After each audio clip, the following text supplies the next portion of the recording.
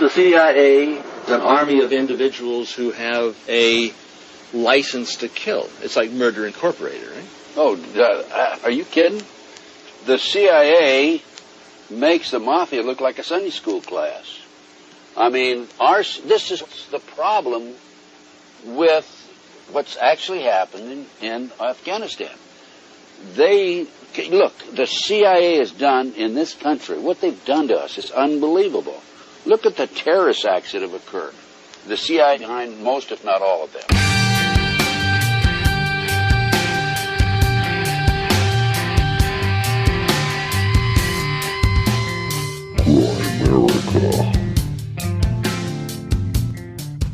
Former FBI chief. Here's a direct quote from him before he passed away, I think in 2011. The CIA and FBI are behind most, if not all, terrorism. Okay, guys, welcome back to the Grimerica show. We're going to be chatting with Richard Lighthouse a little bit later. Another suggestion from friend of the show, Clint P. They always tend to be home runs, too. This one is no exception. We chat about the universe blinking on and off and all sorts of other fun stuff. It's a hidden gem. Well, I think Richard's actually pretty prevalent, but I haven't heard him in a lot of places because I think he wasn't doing interviews for a while. So I think this will be first for quite a few of you. It's a first episode back in the igloo after, 3 weeks off almost. And here with me, the one and only, Graham. My Cavs now have a parody account Dunlop. Who created Actually, that? did you see the... I don't know. Nobody knows. It's a mystery. But we think they live in the UK. Graham's Cavs from the UK? Yeah. But did you see that Adams Oils joke? But Chuck Norris names his Cavs Graham and Dunlop. That's pretty good. Yeah, the calf thing is really spiraling out of control. Yeah, it is. See you teasing a couple picks. I shouldn't have taken that pick after that hockey tournament. They were pretty ripped. That was it. Yeah. I figured if it's gonna happen, I might as well try and Might as well play start doing my along and leg have days. some control You should over really it. start just pumping them up. Just work out your calves 3 days a week. So they're just I don't even do that. you need to start. Squats. I don't think so. You don't even squatty potty. Oh yeah, you do. Yeah, I do, but it's not working. No? No, It's worse. I think it's worse. So yeah, Richard Lighthouse was a good one. He's one of these guys that recommended a whole bunch of other researchers too. He's very, We got it in 9/11, right? Yeah, we got into that. That's yeah. right. Yeah, this is one of those rare instances where we actually did this interview a month ago because of the break and everything. So Richard was great with his patience and waiting a month for it to come out and all that. Yeah. So big thanks to Richard for that. Yeah, I forgot we got into that 9/11 stuff too. Yeah, That's it was, right. Yeah. And then next week we'll have Neil Kramer coming out. And actually, I think he mentioned architects and engineers for 9/11, and he was a little suspect of them. And I saw that presentation at the Red Pill Expo from Richard Gage. Actually, I talked to Richard. He'll come on the show. Oh, that'll be a good one. Yeah, and it was still pretty good. I mean, it was all about... Well, it's already June. I mean, we should try and line it up like a September. Yeah. Try and get a few people on in September to Might do as well. 9/11. We can get Gage. I know Richard suggested a few other people. If the listeners have anyone you think we need to get on for 9/11, then maybe we'll do a 9/11 month this year. Maybe, yeah. Or half a month or something. Yeah. We'll see what we come up with. But Yep. It's always fun to talk about. Yeah, I think it's still opening up a bit. I think people, with everything that's going on right now, people are realizing that, we're basically under a blanket of lies here. Yeah. It's And when becoming the more and more apparent. you look at those buildings coming down and the way Richard's presentation shows it, regardless of what caused it, it definitely didn't fall from a fire. Free fall. Yeah, just close to free fall. What, that tower in London just completely burned. I mean, it's not the same structure, obviously, but it was completely steel, though. burned to nothing, and the skeleton remains. Yeah, but you know well enough Metallica song. You know well enough that if it melts from fire, right, it's just going to warp and sag. It's not going to disappear. I would consider my input on construction, especially steel construction, as expert level. I'm not a structural engineer, but I have been building steel buildings for 15 years. Mm-hmm. Yeah. And not just on the grunt level either. You know what I mean? Yeah. Like I'm involved in enough of it to know that there's no way. That it doesn't collapse like that. There's no way. No. And I would consider my opinion, maybe not expert, but as close to. It's a professional opinion for sure. I do what I do professionally at a high level. Yeah. So that brings me to the Red Pill Expo, really, which was fantastic. It was great. So we'll do it. Darren and I are going to do a little rundown episode, like an extra. We're going to do a teaser right now. Yeah. Why don't you take a couple minutes right now while I get into the moment? Well, the Red Pill was obviously, And then I'll do a couple minutes of vacation as a teaser, but we are going to... we have enough for a full episode. We're going to do a full bonus ep of us just hashing it. Actually, my buddy Kaz, I hung out with when I was out. He wants to come and join us for a bit on it. So Okay, he cool. did his first ever podcast. He did Friends to Know with me Oh, cool. while I was in Winnipeg. Oh, visiting really? him. And we were going to do it at his house, but it didn't work out. So we actually ended up just circling the city twice on the perimeter highway and doing Driving? Adam's podcast. And Adam had a migraine, so Adam wasn't even there. He got a migraine like 10 minutes before, so it ended up being me, Adam, Justin, and Nap. Oh, okay, cool. Right on. So yeah, the Red Pill was good. I mean, obviously the theme was the Red Pill, and and they kept playing that Matrix clip over and over, but it was really I must have got old fast. Even I can't even do it anymore when we do ones like that. You know, Yeah. I just can't. I used it so much for RPJ in the beginning. yeah. But I mean, it really was a lot of examples of us living in a bunch of lies, right? From all different perspectives, right? From everything from, the mainstream media, people with personal examples of how the media has kind of fucked them over, to, a lot of science stuff, health and wellness. Obviously 9/11 was in there, and there was it was about 600 people there. It was really well organized. Vaccines, really, cancer. yeah. It was really well organized, and there was tons of nice people, friendly people. And you know what? You know what it ended up being a lot of? It was a little more political than I thought, but it was because there was an underlying theme of freedom, right? Which is interesting because it automatically kind of puts you on the other side of the mainstream media and sort of like the left, right? Which is sort of it sort of puts you on that other side of globalism, right? It can't sort of help. I mean, not that a lot of the guest speakers were about global solutions, but not in the same globalist way, if you know what I mean. Yeah, well, my argument is that you can't have a global society unless everyone's playing the same game. If you're paying people pennies on the dollar and the cost of living's pennies on the dollar in certain parts of the world, then it doesn't work. We're just turning parts of the world into slaves for other parts of the world. Yeah. I mean, we are the 1% as far as the rest of the planet's concerned. Yeah. Yeah, but the problem is the money that it doesn't go to the poor either, right? The transfer of wealth doesn't really make it there. I mean, No chance. yeah. It doesn't make it there in the first world. The chances that it makes it there in the third world aren't even slim to none. They're just not. Yeah. So anyways, what was your so I got a bunch of guests lined up, talked to a lot of different people. I should have some notes handy actually, but we'll talk about it more on the other episode. But all the speakers were very keen to come on the show. You booked a couple? Well, not solidly booked, but invited for sure. Got email addresses? Alex, yeah, I got a bunch of cards and stuff. Alex Jones was had his reporter there doing some live reporting. I was trying to get the T-shirt in.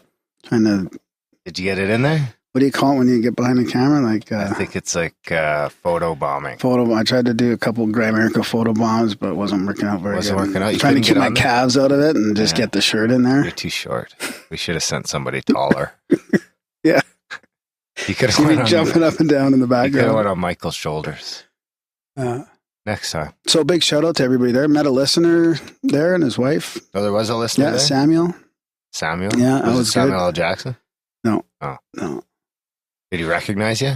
No, well, he sort of. He thought he saw me at a bar the night before, and I'm like, dude, I don't even drink, but I'll see you there tomorrow. I'll be in the shirt, so. Oh, he seen you in the shirt? Yeah. There you That was have it. fun. Maybe there's someone pretending to be you.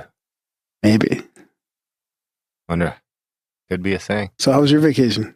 It was good, all in all. Yeah. Detached from work, detached from the podcast. Was it good to I was get out still in the woods chat a bit? But yeah, it was good. Great to get in the woods. There's always the home drama. There's always a bit of that. The family home drama. Yeah, and then there's like, I was going there to be the MC at a wedding, and I left my suit in the hotel in Brandon the night before the wedding. No. Yeah.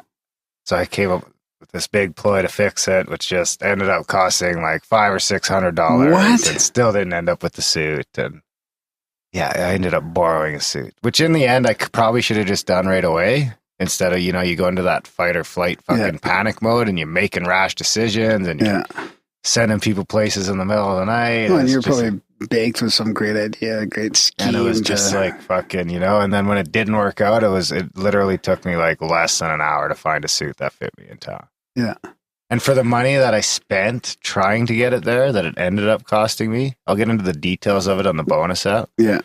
But the money that I ended up fucking spending, I could have went in a little small mining town where everything costs twice as much as it's supposed to. I probably could have just went and bought another suit and had two. For $600, even a small town, you can get a suit for $600. Did you borrow that hat too? No, that's my hat. That's your hat? Yeah. How come you never wear that? I do wear it every time I go out. Whenever I wear my suit, I wear my fedora. Oh. Looks good, eh? So let me ask you this. So I didn't like that suit because usually my suit's more of a pinstripe, sort of plaid pinstripe sort of thing. Mm-hmm. And that one was just solid black, so I kind of looked like a reporter or a Men in Black or something.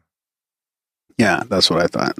Only the people in the chat get to see pictures, so. The chats. That's why you need to be in the chats. I think I actually made the new link, grimerica.ca/chats. Okay. So chat doesn't work anymore because that was a fucking link that expired. I don't even know if this one's going to work for long.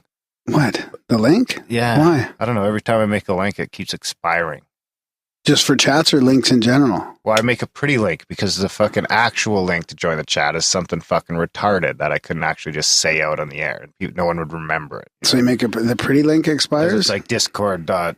Yeah, app. 80%, 20%. Yeah, exactly. Yeah. So I take that copy and put it into my website link generator that costs like $5 a month. And I can basically just take fucking any fucking link in the world, paste it in there and make it grimerica.ca/whatever I want. And it'll automatically forward. Oh, okay. Huh. This is all stuff you should know one day. In case I ever don't come back from vacation. Yeah, one day. So the chat, CHAT, this is the new chat because the Google chats, we ran out of room. We ran out of room, we did a purge, and we didn't feel about it. There was a story there with Bill.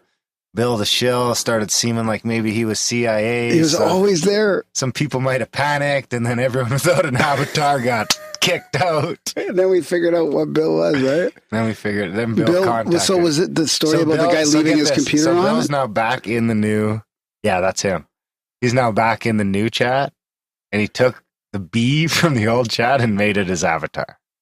Oh, that's cool. Yeah, but it doesn't look like the no avatar symbol in the new chat, so it's okay. Right, exactly. I'm going to allow this. Yeah, I know what you mean. But I'm still standing to my avatar rule. If you don't have an avatar rule, within a couple weeks, I'll kick you out.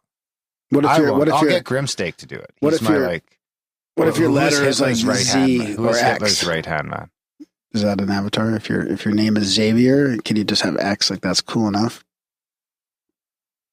You don't want a bunch of S's in there, but if you're an X or a V, you can be okay. Oh, if you just put a letter X? Yeah, no. Just pick a fucking avatar, dude. There's a billion pictures on the internet. I feel like Grimstake needs a good dark handle because he's the one who does the dirty work. Grimstake's good enough. He has to quit smoking. Yeah. I've threatened to pause the show and give out his phone number. He doesn't quit smoking. So this is a perpetual chats that we have going on. It's pretty fun, actually. I'm in there browsing around every once in a while. It's pretty good. Yeah, you definitely see some stuff in the chats that you're not going to see anyplace. So let's just finish that Bill thought. So there's this B that was always in the old chats, right? Everybody was calling him Bill the Shill. We thought he was like this agent because he's always there. And then we find out later that his computer got left on downstairs or something. So he was like perpetually in there until he figured out how to. Meanwhile, Darren had kicked him out and everybody was like, I miss Bill. Even though he never said anything. Now he says stuff. Yeah. It's better. Yeah, it was pretty funny. So, and you know what is fun is we addressed it in an intro that we had pre-recorded a month in advance. So it took like a month for the whole thing to play out instead of a week. yeah.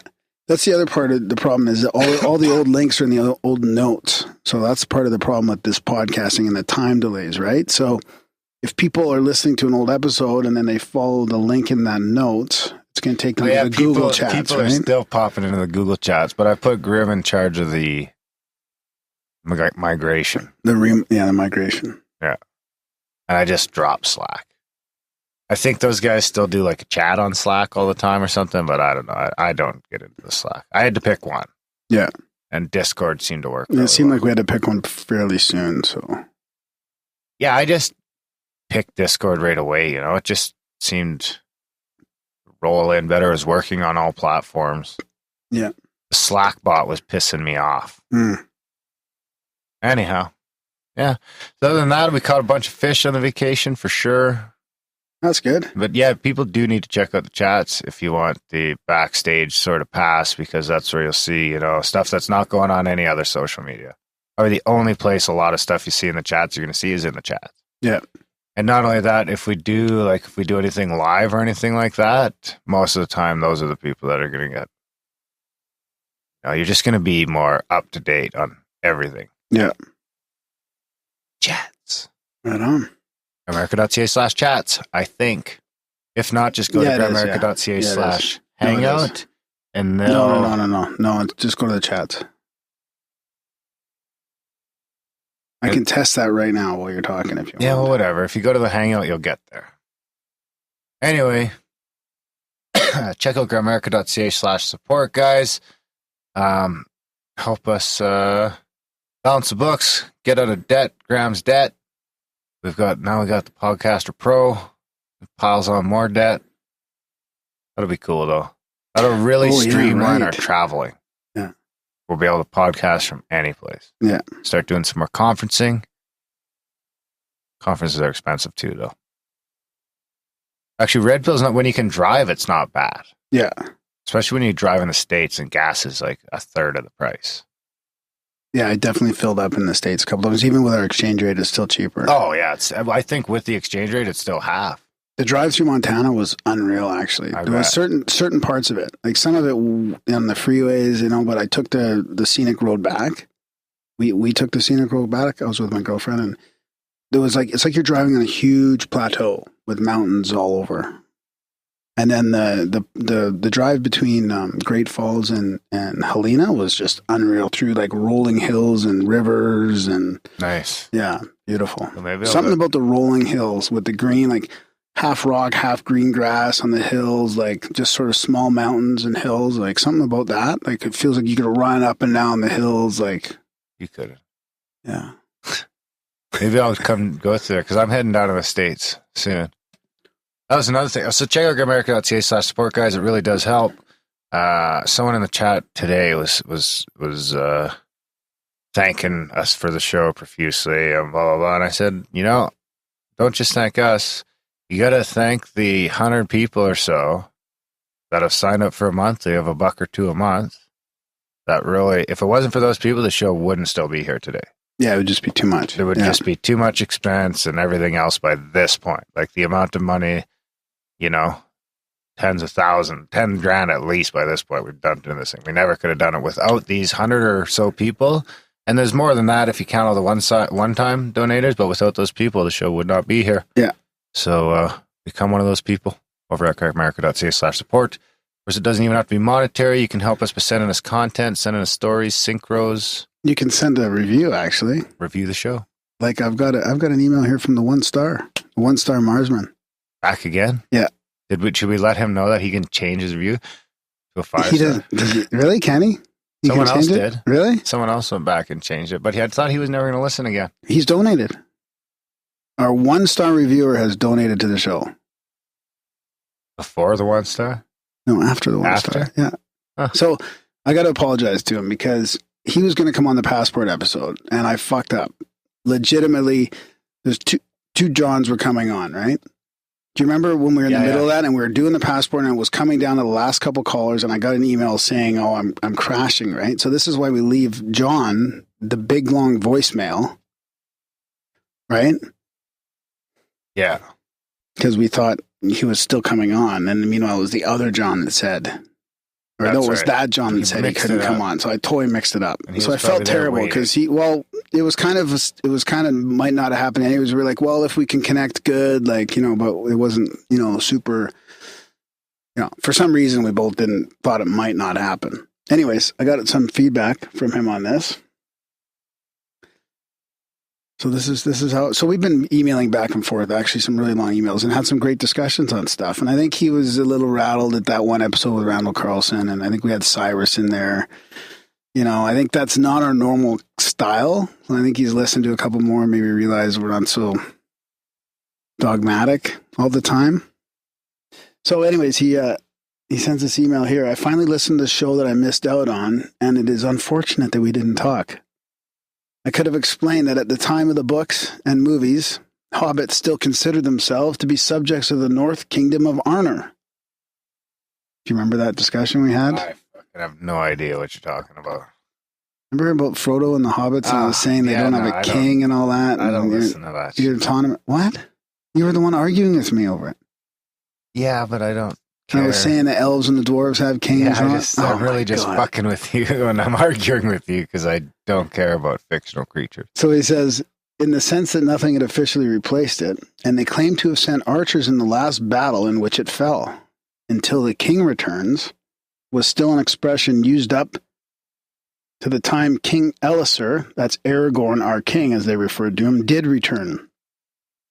Locally, their nominal leader in times of need was the Thane, who was the patriarchal head of the Took clan at the time of the Battle of Bywater, and he's Pippin's father. Pippin himself later became Thane, east of the river Brandywine and Buckland, and Who's the Pippin? master of... Oh, my God. He's one of the main characters. Is he Frodo's buddy? Yeah. Pippin and Poppin? Oh, my God. Snap. East of the Brandywine and Buckland, the master of Brandybuck Hall is the head. Elsewhere, there's the mayor of Michael Delving, which is the largely ceremonial elected office who presides at banquets. Frodo filled the role for a term, and his return was eventually Samwise, took over and was re-elected for many years. All in all, hobbits don't really fit into any of the categories we think of politically. An altogether reasonable and sensible arrangement. Very Hobbit-like. Hobbit? Hobbit. How's that for throwing down some nerd Trump? Jesus Christ. And then I'll continue. He says, are you familiar with Bernard Hayes' and his books, The God Theory and the Purpose-Guided Universe? Now, we've never talked about that, but Where I think did he get all the Hobbit information? he's Is just that part of the books? Yeah, oh yeah. That's all the lore in the books, yeah. More than this, so he's read more than just the 4 that I read? Or is this all in those books?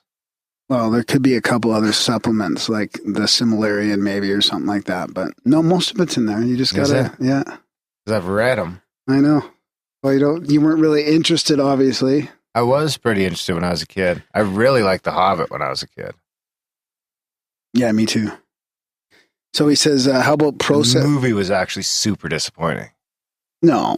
Yeah. Yeah, I pictured it different. What about the Lord of the Rings movies? That was pretty good. Those are good, yeah. So how about process theology? I heard you talking about questions regarding Darwinian-style evolution. I think there's a lot to learn from some ideas in that regard. I had read Chaos years before and the idea of a system that is indeed random but sensitive to initial conditions. I don't feel qualified to make statements about my ideas, but a discussion would be helpful.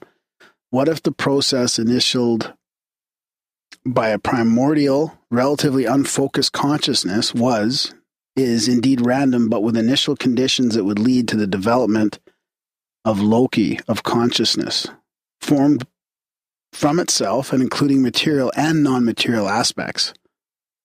In other words, this primordial consciousness forms the founding factor and foundation of all, and hence can be referred to as the all.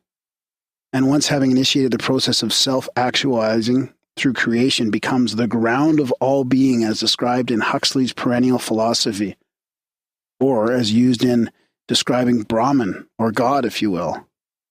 So evolution happens, and it is indeed random. The actual steps play out according to circumstance, but is rigged to produce the effect of consciousness experiencing itself through infinite variables.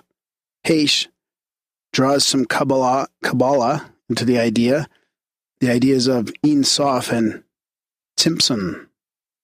Check it out. Be well. And that's interesting because I told him we were getting into the macroevolution, which we're about to record in like 15 minutes here. So it'll be really interesting what he says. This will be a good one. Yeah. Because I found a new creature. Oh, boy. So thanks for the email. A bear ale. Yeah. Oh, boy. Oh, no. Well, Darwin believes that whales evolved from bears. Oh, come on. You've got the wolf and the dolphin and the bale and where? The bale of bears? I figured you would have got a kick at Jordan Peterson saying that we separated from lobsters. Oh yeah, I know. That's crazy. Like he wants people to take him seriously, and then he thinks we came from lobsters. I mean, or along the same path as lobsters. I don't know. That is mainstream evolution. Yeah. So if he wants people to take him seriously, then that's probably it's what not. He should be saying. I don't know. That's what they teach in school. I don't think that's. Aren't we beyond that? No? I don't know. All the fucking similar DNA is hard to, That doesn't mean that we evolved from one to the other. Where's the half lobster, half man skeleton? No, well. No? What? You separate. And then you go. Yeah. No, I know. I'm just sort of kidding. So it's like a half lobster, half something else that turns into half this, half that, half this. I mean, by the time you get from here to here, you're so fucking many degrees away that billions, maybe a billion, at least a million. I think it'd be more like a billion years ago. How long lobster's been around? We'll ask this guy. Yeah. This guy could settle some debates. Yeah, oh yeah, for sure. I feel like you've picked him because he's on your side, though. I don't have a side. Yeah, your side's against me, clearly. Against Wolfens, yeah, but not... Have you talked to this guy about Wolfens? No, I haven't talked to him about Wolfens. So, okay, what else we got? I didn't play a single fucking jingle. Well, I got a little synchronicity, which is probably, good from yesterday's, from the last podcast that came out. Ugh. It's probably going to come through. I heard that through my headphones. Did it come through the mic? No. I think it might have. What was it?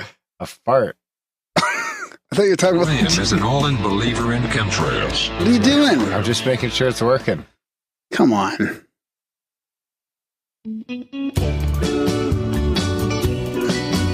I'm a rambling Graham with synchronicities all over the web. And Darren is skeptical about everyone and don't believe it yet. All right, so I thought we'd just play a quick one here. We're running out of time, but I think this has to do with the episode last week, which was Dr. Eric Wargo, right, on Synchronicity.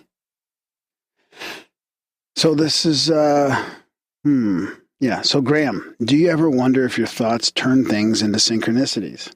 A couple weeks ago, I was driving down the street in a very small town and saw someone who I know, but would call an acquaintance.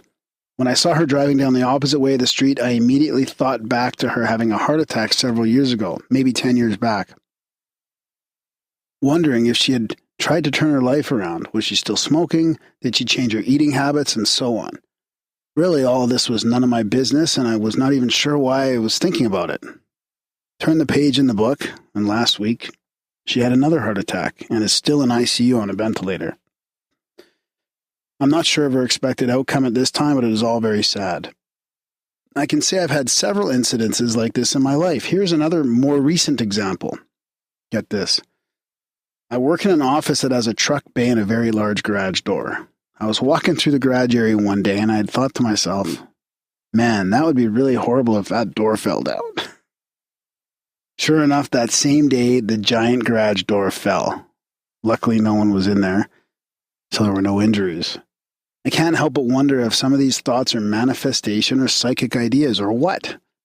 How would you be able to decipher the difference? I think it would be conceited of me to assume that I manifested these things, mostly because my powers of manifestation suck in every other avenue of my life. Specifically, my concern would be that both of these incidences were negative and I have no ill intent for anyone.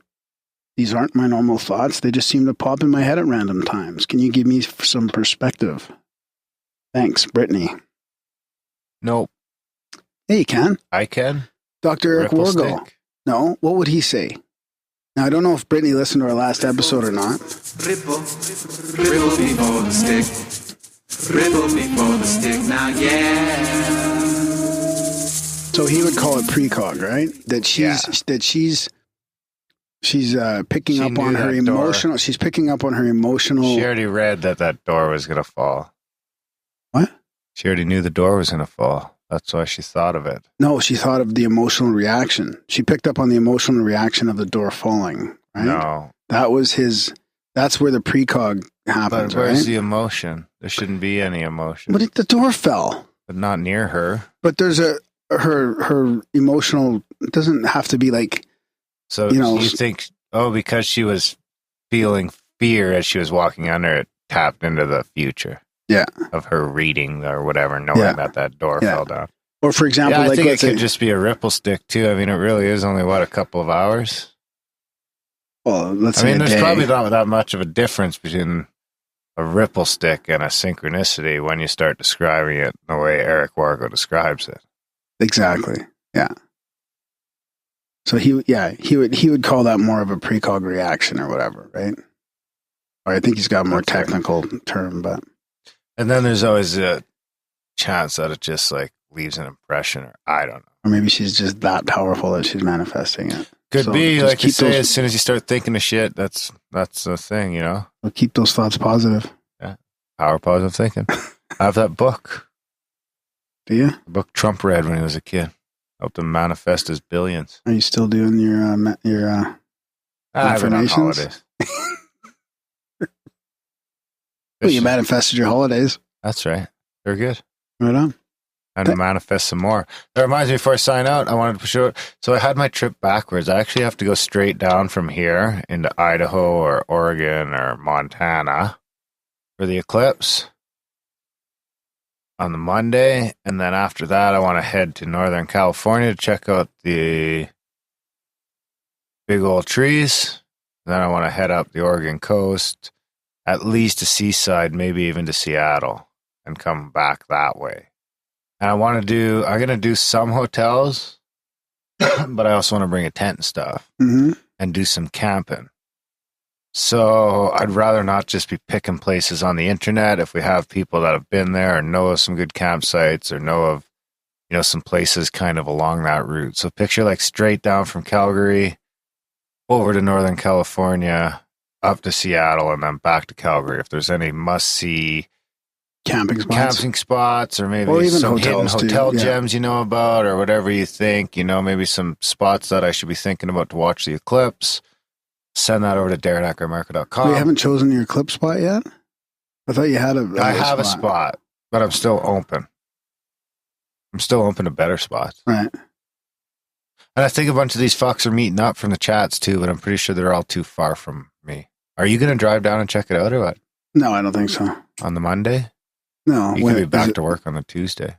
What? Maybe. How far down do I have to drive? Probably like, how far is Boise? Hey Siri, how far to Boise? It looks like Boise, Idaho is about 837 kilometers. That's not too bad. That's like and I think 9 hours. That's Boise, Idaho's only that far. Yeah, that's not too bad. So, yeah, you could probably take off the Monday, and then if you fucking burned it back, like you might not get a ton of sleep that night, but you could be back at work by the Tuesday. I'll think about it. Are we worth it? Well, you've seen one though. I'm getting recommended to another conference down in, actually, I think it's in South Dakota. Is that far? Well, it's right under North Dakota, which is probably about as far as the Paradigm Symposium was. Yeah, that's a little ways. That's a probably 24-hour drive. Yeah, I don't know if I'll be driving that far. Each way. Yeah, we'll see. But flights are cheap if you can get to fucking States. Yeah. Anyways. We need somebody who has a plane. Someone who, like, works for an airline that has buddy passes so we can start sending Graham to conferences. That'd be cool. Yeah. Anyway, we better jump into. We got an interview in like 4 minutes. So thanks for listening, guys. Yeah, we're back on our weekly schedule. So check out Grimerica.ca/support. Check out Grimerica.ca/news. You already ran. Yeah. It's all good. Enjoy the chat. Okay. Dr. Richard Lighthouse. Oh, yeah. Is it doctor? Yeah. No, I don't know. It is today.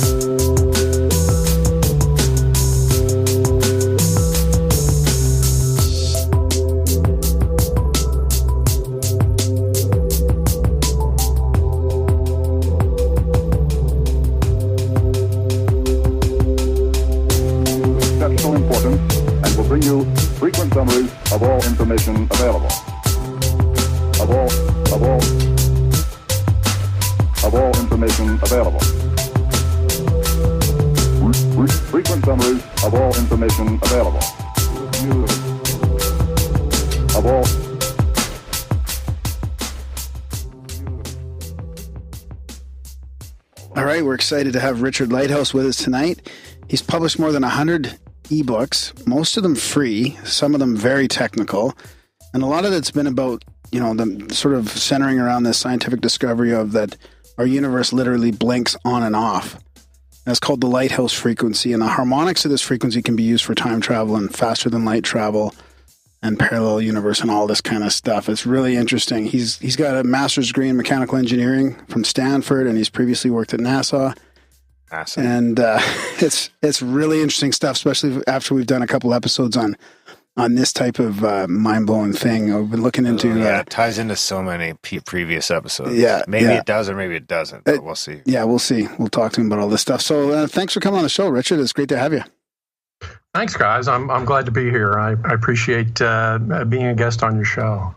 It's one of those topics where I started looking into all your work, and I was listening and reading some of your ebooks, and I don't even know where to begin. There's so much going on, but immediately I kind of like to know, and we don't have to talk about this yet, but I'd like to know, like, what are the implications of this research, right? And we get into the difference between, our current scientific dogmatic paradigm and what you're talking about here with the lighthouse frequency and different electrons. I mean, it's just so much interesting stuff. Like after all the stuff near the end of looking into it, I got caught up in all this light travel stuff, and I'm just fucking fascinated. Yeah. That's where I got stuck, for sure. Okay, well, so maybe for the beginning here, maybe if you could just kind of give our audience a quick rundown of what we're talking about in some simple terms. Sure, that's a good place to start. A little background. Many scientists, going back for decades, have been looking for a solution. There's between quantum mechanics and other theories, there's a gap that, that physicists have not been able to explain, and they're looking for a solution. Einstein spent the last 20 years of his career trying to understand the nature of time because he was certain that that's where the gap was. And there have been a number of theories that have been proposed, some of them very complex mathematically, and no one has been able to put together a simple explanation that would tie it all together. And two interesting things that Einstein said during the later years of his career. One was that if the idea that scientists came up with to explain all this was not wildly absurd, it probably wasn't going to go anywhere. So the reason he made that statement is because he found out through years and years of discussions that the standard sort of analytical inside the box thinking just wasn't working. And so he realized early on that it had to be something that was really outside of the box. And yet at the same time, he was also quoted as saying that he was confident that the math that explained the universe was elegant and simple. Yeah. In fact, he said it should be so simple that I can explain it to a child. And I hope that will be one of the takeaways for your listeners this evening, is that some of the ideas that I'm expressing, you'll find that they're so simple that, in fact, you can explain them to a child. And they're not complicated at all. One, certainly Einstein's simple equation, E = mc squared. I'll touch on that a little bit. But so the theory that I have proposed, and it is not my original idea, I have simply provided the math for it. Mm-hmm. The basic idea is referenced in the back of several of my ebooks, and comes from some New Age material known as the Seth material. And he is quoted many times, and I've got a number of his direct quotes that date back to as early as 1964, where he stated very literally, your universe literally blinks off and on at a very high rate. And I took that idea and I said, well, how could that work mathematically? How would you explain that? And I worked on it for several years, trying to understand how the pieces of the puzzle would fit together with that simple idea. And what I came up with was actually a subharmonic and the primary frequency. The primary frequency is 1.039 terahertz, and this can be proven experimentally. And I will give several examples that will demonstrate that this is a real solution and something that we've seen in actual practice. And one of those examples is at the World Trade Center on 9/11. Mm-hmm. The harmonics of this frequency can be used for time travel. And for those listeners that are familiar with the pictures on drjudywood.com, specifically, Figure 63, if you'll look on on her website, there's an image, an overhead view of the World Trade Center complex, and World Trade Center Building 6 has cookie cutter holes punched through it. It's plain as day. It's the first thing you notice when you pay attention to that photograph. And there's really no rational explanation other than the fact that infrared lasers were used on that building on 9/11. Mm-hmm. And there's been a lot of disinformation to try to denigrate that theory. And basically, I've published a couple of papers describing how that laser works. One of them is called Technical Description of the Infrared Laser Used on 9/11. Mm-hmm. It's available on my website, rlighthouse.com. It's free. But basically, at a harmonic, this is not an ordinary laser in the same way that a nuclear bomb is not an ordinary bomb. Mm-hmm. This laser is extremely powerful and basically reduced the entire World Trade Center buildings to dust in less than 8 seconds. So when I say powerful, there's no exaggeration there. And it does this by rapidly aging the molecules in the laser's path. And there's a video, a very short video clip that's called Figure 38A on Dr. Judy Woods' website that clearly shows a very large steel beam still standing that was from the corner of one of the buildings, and it gets caught by the laser, and in midair, several hundred feet into the air, it does not collapse and fall, it does not melt, it simply turns to dust in midair, and you can watch the video clip of it. Yeah. So you can almost see that whole sort of center core of columns turn to dust. That's correct. There's a massive dust cloud that ensues as the building collapses, and a lot of folks have tried to describe this with claims that are not reasonable. And really, looking at the pictures, you don't need an advanced degree to figure out that those circular holes in World Trade Center Building 6, they're all about the same diameter, just look like cookie cutter holes in the complex that go right through the steel and concrete. And by the way, jet fuel does not burn through concrete and steel. It doesn't get hot enough. Yeah. Especially not after it's fallen a half a mile. That's correct. Yeah, and there was really a lack of rubble there, right? When you look at you can see. Yeah, there's pictures of the day that you can see some street level things. Yeah. That's right. There are a number of very good images that Dr. Judy Wood has put together, and I strongly recommend that website for those that are curious. But I'm using that. That was a segue to explain that the physics for this is real. The harmonics of this frequency. And in my opinion, the harmonic that was used for this infrared laser is 1.039 times 256, and that turns out to be about 265 terahertz. That's in the infrared spectrum, and that would be a perfect frequency. It would have to be very precisely held, something that would be very difficult. So discussing that technology of how they did it is a whole nother level of discussion. Yeah. But I'm using this as an example that this technology is real and this is how it works. So does it resonate with that frequency that you're talking about? So that, there's the lighthouse frequency, and if you can find something that creates a resonance effect, is that what it is? Well, the way it works is all of the harmonics are already there. It would be sort of like plucking a guitar string, that's what I was thinking. and then touching your finger to any of the harmonic points after you've plucked the string, so those harmonics will come right out. But the reason you would use one that was in the infrared spectrum is because that's what an infrared laser would power through, is that particular frequency.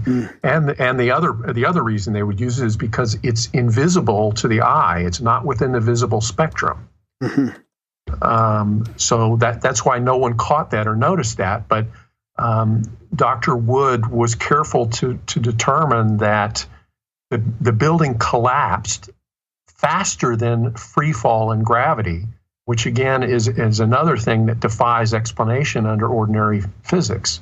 It's like, what was pushing down on the top of the building to cause it collapse faster than free fall? That doesn't make sense.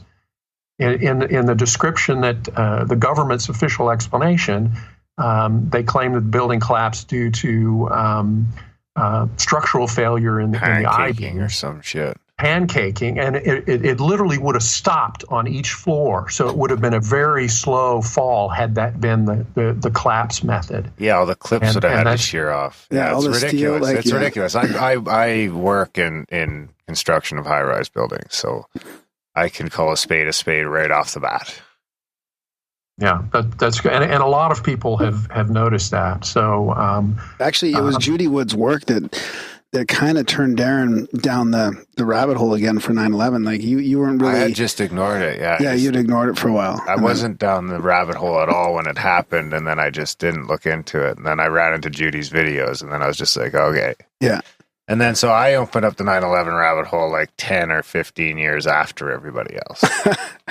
And then it just consumed me for like 6 months. Yeah.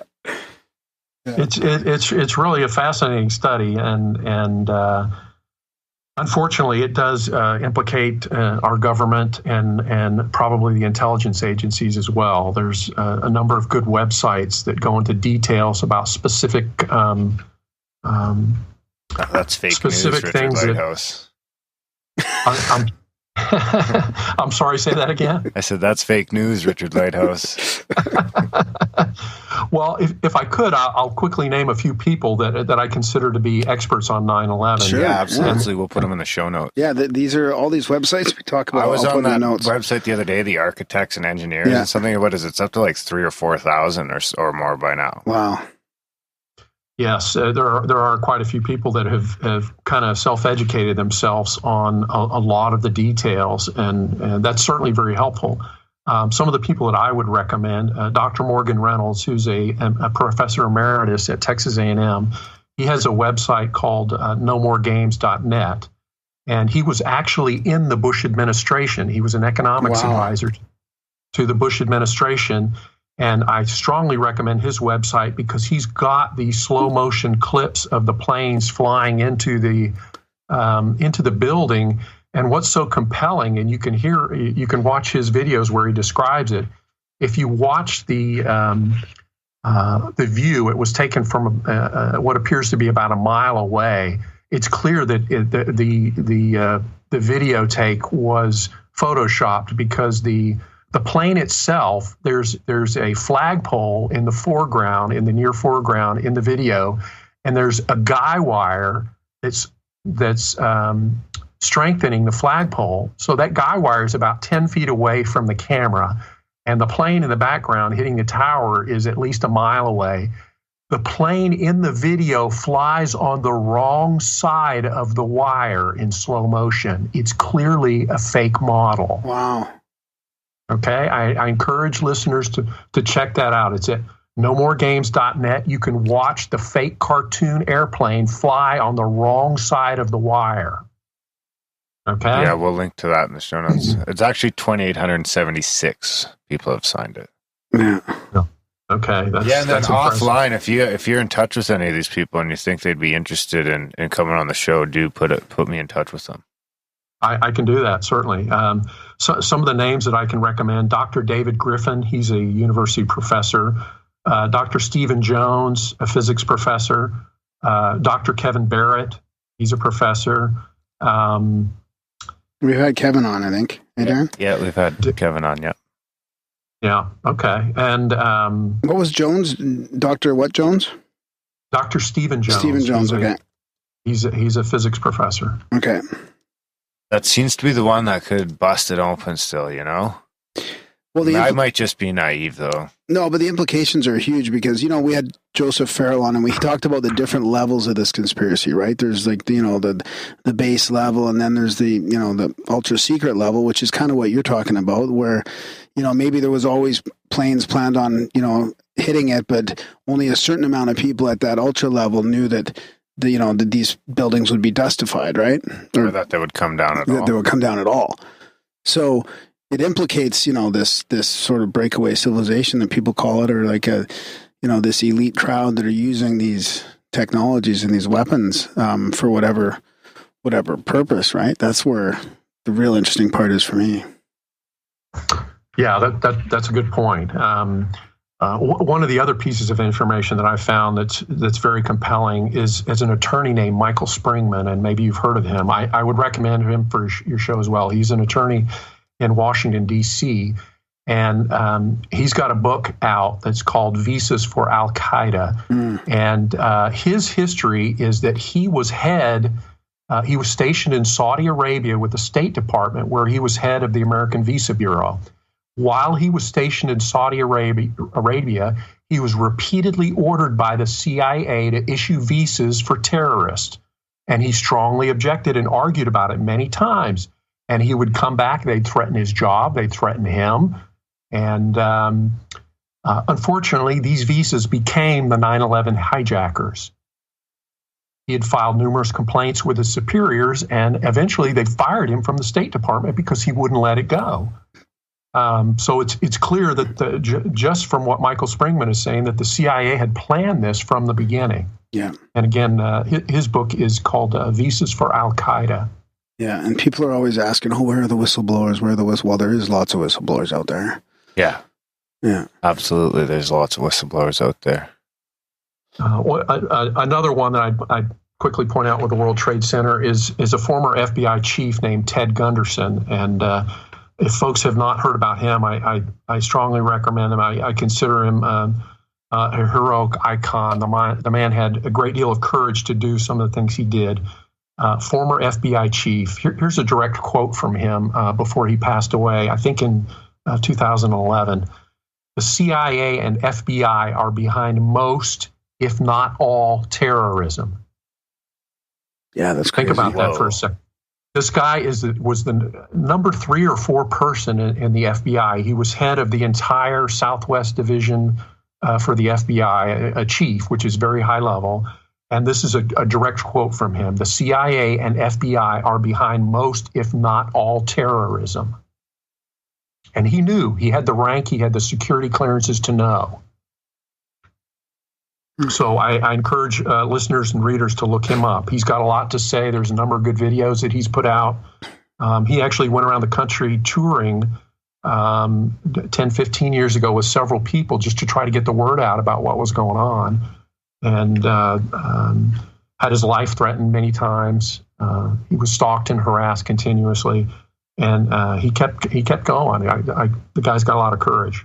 What about the the site that Darren was talking about, the architects and engineers one? Like, do you recommend that as well, or is that a different? I mean, I know there's some different sort of groups of 9/11, where it gets kind of either too conspiratorial or not conspiratorial enough, and there's still a lot of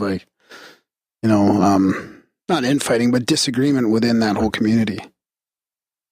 There is, and the site that you're referring to, I have visited that site. It's got a lot of controversy on it.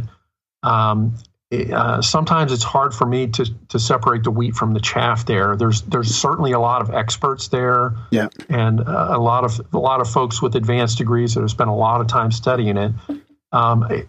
It appears to me, and this is my opinion, that there's a great deal of disinformation on that website because they have attracted a lot of attention. Yeah. And so it appears to me that the intelligence agencies that are focused on the disinformation have compromised that organization, unfortunately. If you're able to sort that out, I think there's still some good information there, so I wouldn't dismiss it entirely. That's a good point. So I was living in Vancouver and I heard about this guy who was developing like free energy and levitation called Hutchison. I think we were actually trying to get him on as well. And now you talk about him quite a bit in your research as well. And is that related to what happened at 9/11 as well? Or is that a completely separate kind of technology?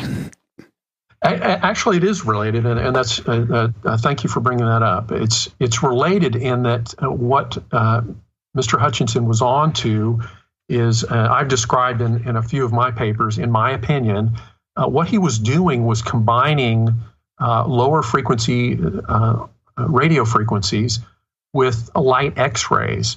And by combining those frequencies, what happens is you'll get an interaction of the waves. And you may have noticed this if you've ever seen like a swimming pool that is not perfectly square or is broken up into parts. There will be sort of an inlet passage where the waves can get through, mm-hmm. and you can see the effect when a ripple effect goes through there, how the waves combine. And so I'm trying to give you a visual image of what happens when two different frequencies combine, and they produce, I forget the name of the term for it, but they can combine and create and hit certain resonant frequencies. And one of those resonant frequencies I'm proposing is a harmonic of the lighthouse frequency. Yeah. And that's what happens where he's able to get levitation of objects like bowling balls. And he's got videotapes of it. Unfortunately, it's not reliable. He has been asked repeatedly to demonstrate it on command, and you just can't do that because he can't predict when he's going to get the right combination of those two entirely different frequencies such that it hits that resonant frequency, the harmonic. Yeah, I think his place got raided when I was in Vancouver, that his whole apartment condo got shut down. I heard about that. Apparently, some of the folks didn't want that information getting out, and he was starting to get a little too popular. Yeah. Could that, so on a quick sidebar, could that be used as something that's responsible for like the Fibonacci sequence in nature? It's possible, and it's interesting you bring that up. A lot of folks have tried to describe the relationship between those different frequencies in terms of the Fibonacci sequence, and that's certainly a possibility. I haven't seen the exact math for that yet, as it applies to the things that Hutchison has done. But that's an excellent question that I would like to see somebody look into. So the math is there, and it should be demonstrable whether or not that hits one of the harmonics. But again, that is some additional physical evidence that I'm proposing as an explanation of how these harmonics work, and that I am not simply just providing random equations to explain something, but there is some physical evidence to back this up, that this is a real solution and there's real physical phenomena. Yeah. One more example I'd like to give along those lines very quickly is a gentleman by the name of Colonel Philip Corso, and I've referenced him several times. He's the author of a book that came out back in the late 90s called The Day After Roswell. Mm-hmm. It got a lot of press attention, and he did a number of interviews, including 60 Minutes and a lot of local broadcast stations. And one of the statements that he made, again, these videos were recorded around 1997, and the Roswell crash occurred in 1947. And Colonel Corso claims in his book that he was put in charge of reverse engineering all the technology that they could out of the vehicle. One of the statements that he made later on now, after he's retired, is that we were never able to figure out how the propulsion system works. We only know it has something to do with blinking. Okay? The reason that statement is so compelling is it ties right in with these other physical pieces of evidence that strongly suggest that our universe is blinking, and that the harmonics of that frequency can be used for time travel and faster than light travel. So that to me also like screams like my TV is blinking and my phone is blinking and I can see the blinks when I eat mushrooms. Doesn't that, like, that just screams digital or simulation or holographic to me right away? Is there any correlation to that, or is there?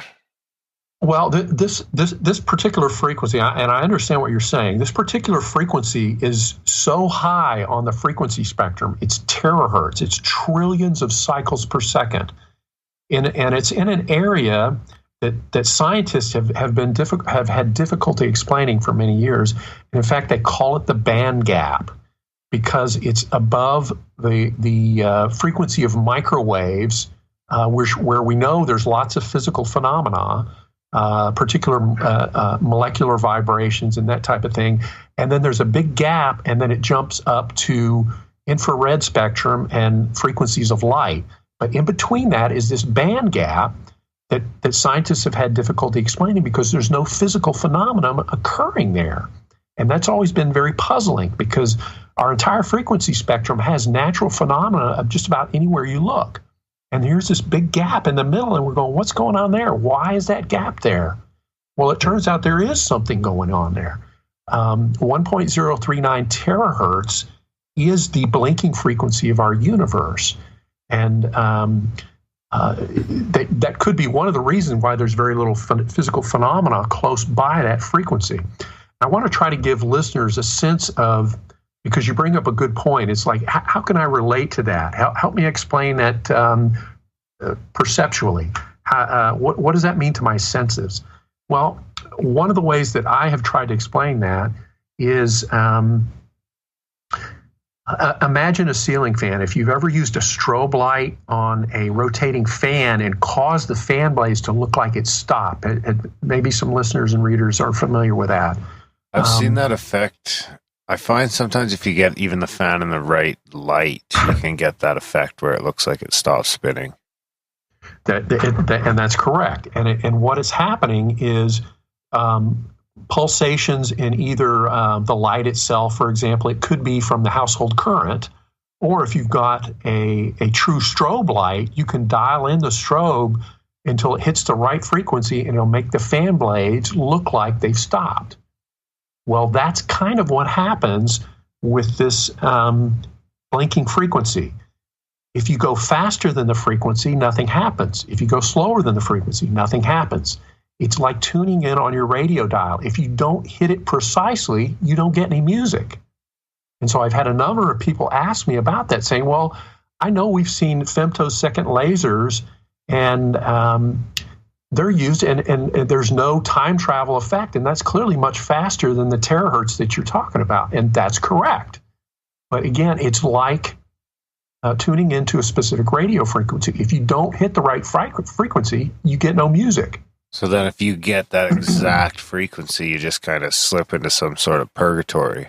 No, he just slips into a different universe, parallel universe. Is that probably, what it would be? right? Into where so the time there's two universes? That's how you get through time travel and faster than light travel, right? Yeah, I get that, but I'm just like, what is it? Just it must just be two then, right? The this and the anti. Well, okay, that's a good question. Okay, so let me try to explain it from the way that Colonel Philip Corso did in his book. And while he was trying to study the vehicle that they had recovered, or actually this was just prior to that. This was in 1957 in the desert, I believe in New Mexico, where he was the base commander at, I think it was White Sands. Don't hold me to that, but it's one of the military bases in the Southwest.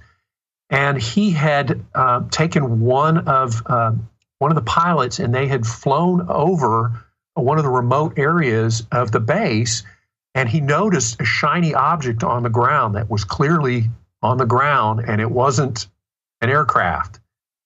And he said, let's go back to the base. And he had some concerns about what it might be, so he got in a Jeep and drove out there. And again, this is a pretty far drive out there, and it was already turning dusk. When he came upon the grounded aircraft, and I'll try to quote it just the way he did, but again, it's in his book, which I strongly recommend. He said the vehicle sat on the ground and was pulsing, and that it appeared to be transparent at times and seemed to fade in and out of our universe. Now think about that. So what's happening there compared to what I've described with this frequency? If you don't hit the frequency just right, and sometimes you're a little slow and sometimes you're a little fast, what would it do to a vehicle? It would make it appear as though it was fading in and out. And at times it would appear transparent. That would be the perfect description. Are you following me? Yeah. Okay. So one of the sort of the images that I describe in my free ebook that's called Faster Than Light Travel, The Basic Mechanics, and again, that's free on ourlighthouse.com.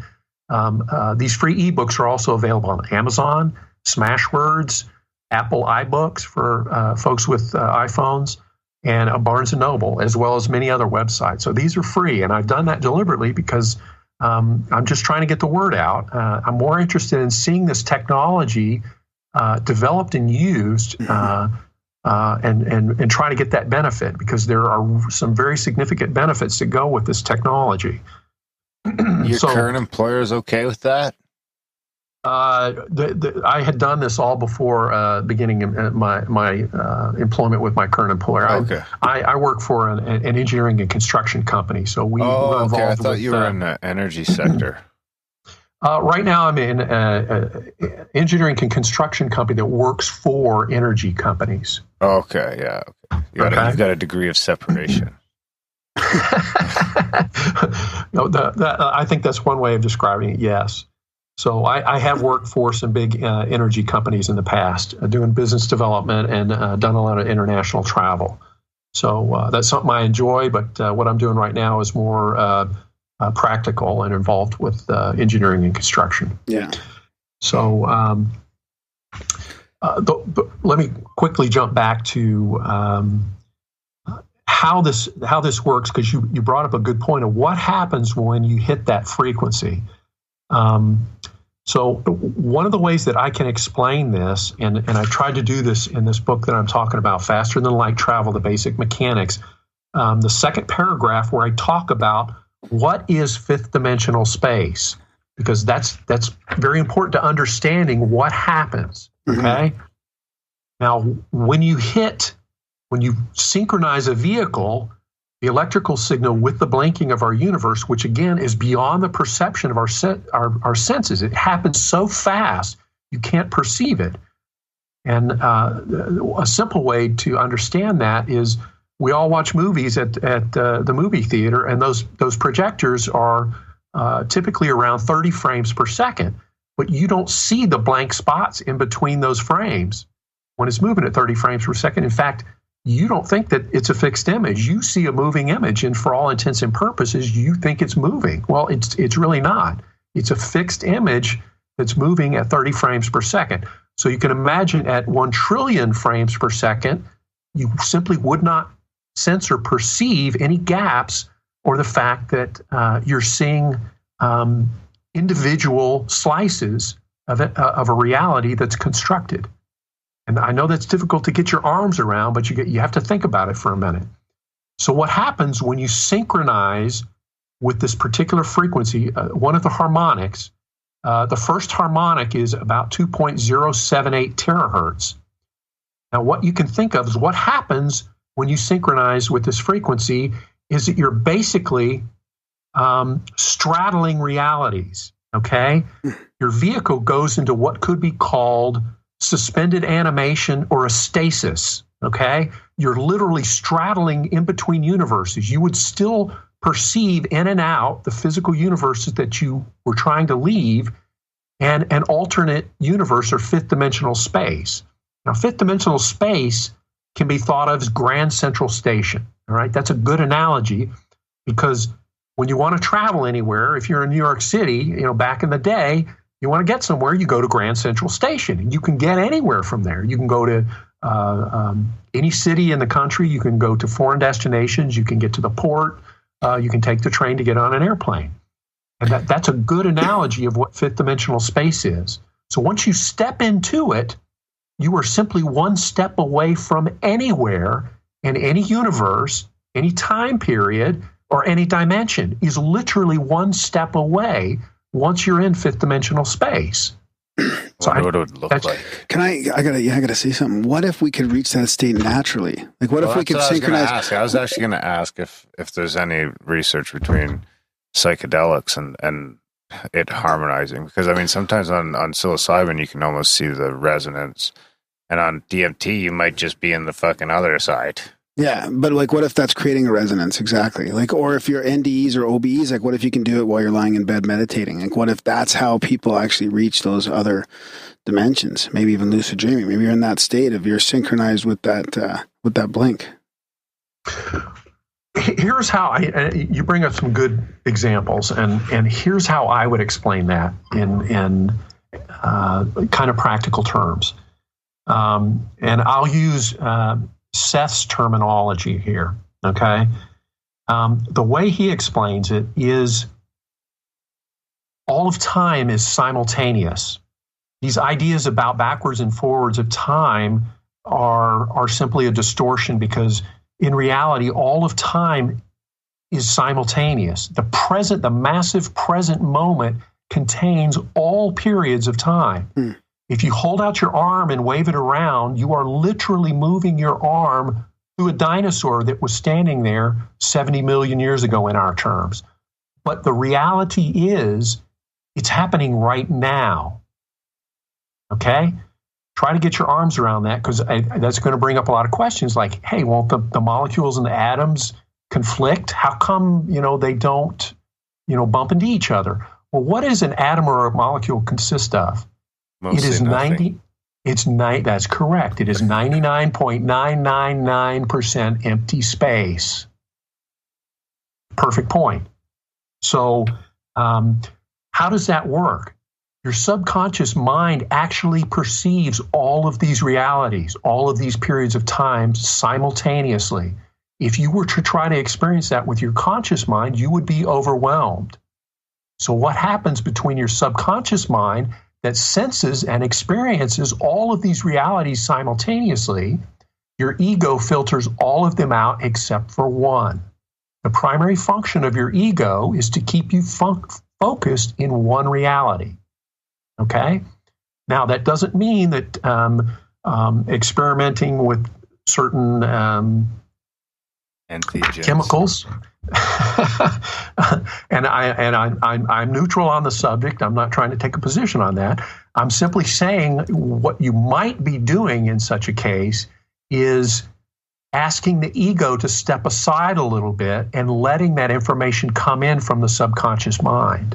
That's really interesting. So the realities are always there. They're always present. And by asking your ego to step aside and let go its rigid grip of your conscious mind and its singular focus, it allows that information to come in through. So this also explains why telepathics and psychics can see the future, because they're simply using the subconscious mind to sense what is always there for everyone.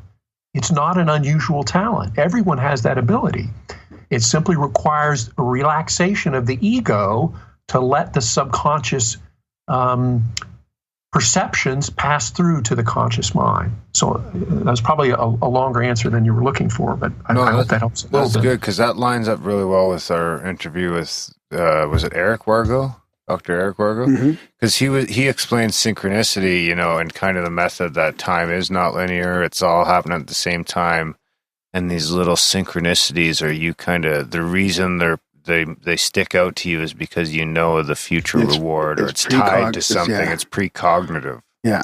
For lack of a better term. You're precognitive emotional response to that thing as opposed to the event itself.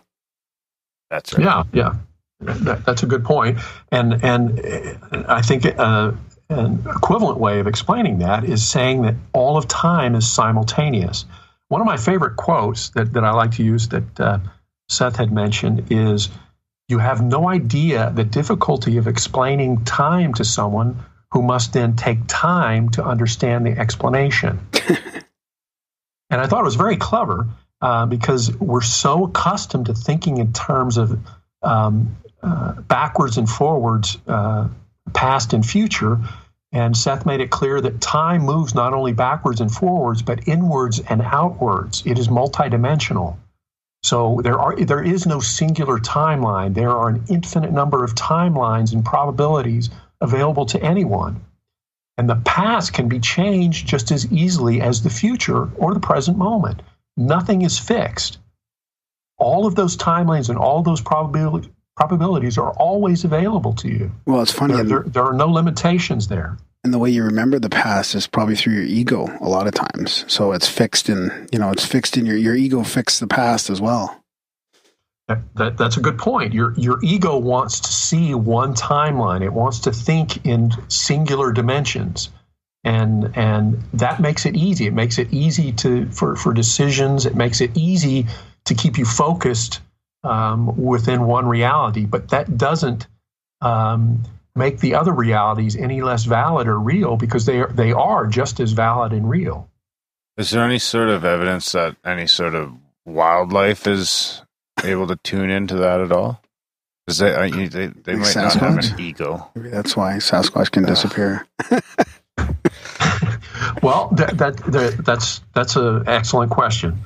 I think the way I would explain that is Seth's many comments along the lines of everything possesses consciousness, and I mean literally everything. There is no such thing as something without consciousness, and by consciousness I mean self-aware. Everything is self-aware. Even a single atom is self-aware. So everything, including animals, they possess consciousness. Although science and religions have tried to denigrate animals and claim that they have no soul or they have no self-awareness, Seth would say exactly the opposite, that they in fact do have consciousness, and they are very much self-aware. Now, they don't have the beliefs and the ability to logically deduce things that we possess, but they are consciousness and they are self-aware. So maybe we should go back to where you were before I interrupted, about you're straddling the worlds, I guess, or you're standing. You've made it through that dimension, let's say, and you said you're one step away from all these different dimensions or worlds or whatever. That's correct. So you're continuing on from there, which I would assume is something about how this propulsion or how this technology would get you from one to the other? Correct. So when I mentioned the analogy to the fan, what we're doing when we synchronize with a harmonic of this blinking frequency, and the first harmonic is 2.078 terahertz. The reason we can't synchronize with the fundamental frequency at 1.039 terahertz is because in our terms, you have to think about this. If you've ever seen a sine wave, a mathematical sine wave, you can picture that in your head. above that horizontal axis, you see a wave, and we'll call that matter. And below the x-axis, we'll call that antimatter.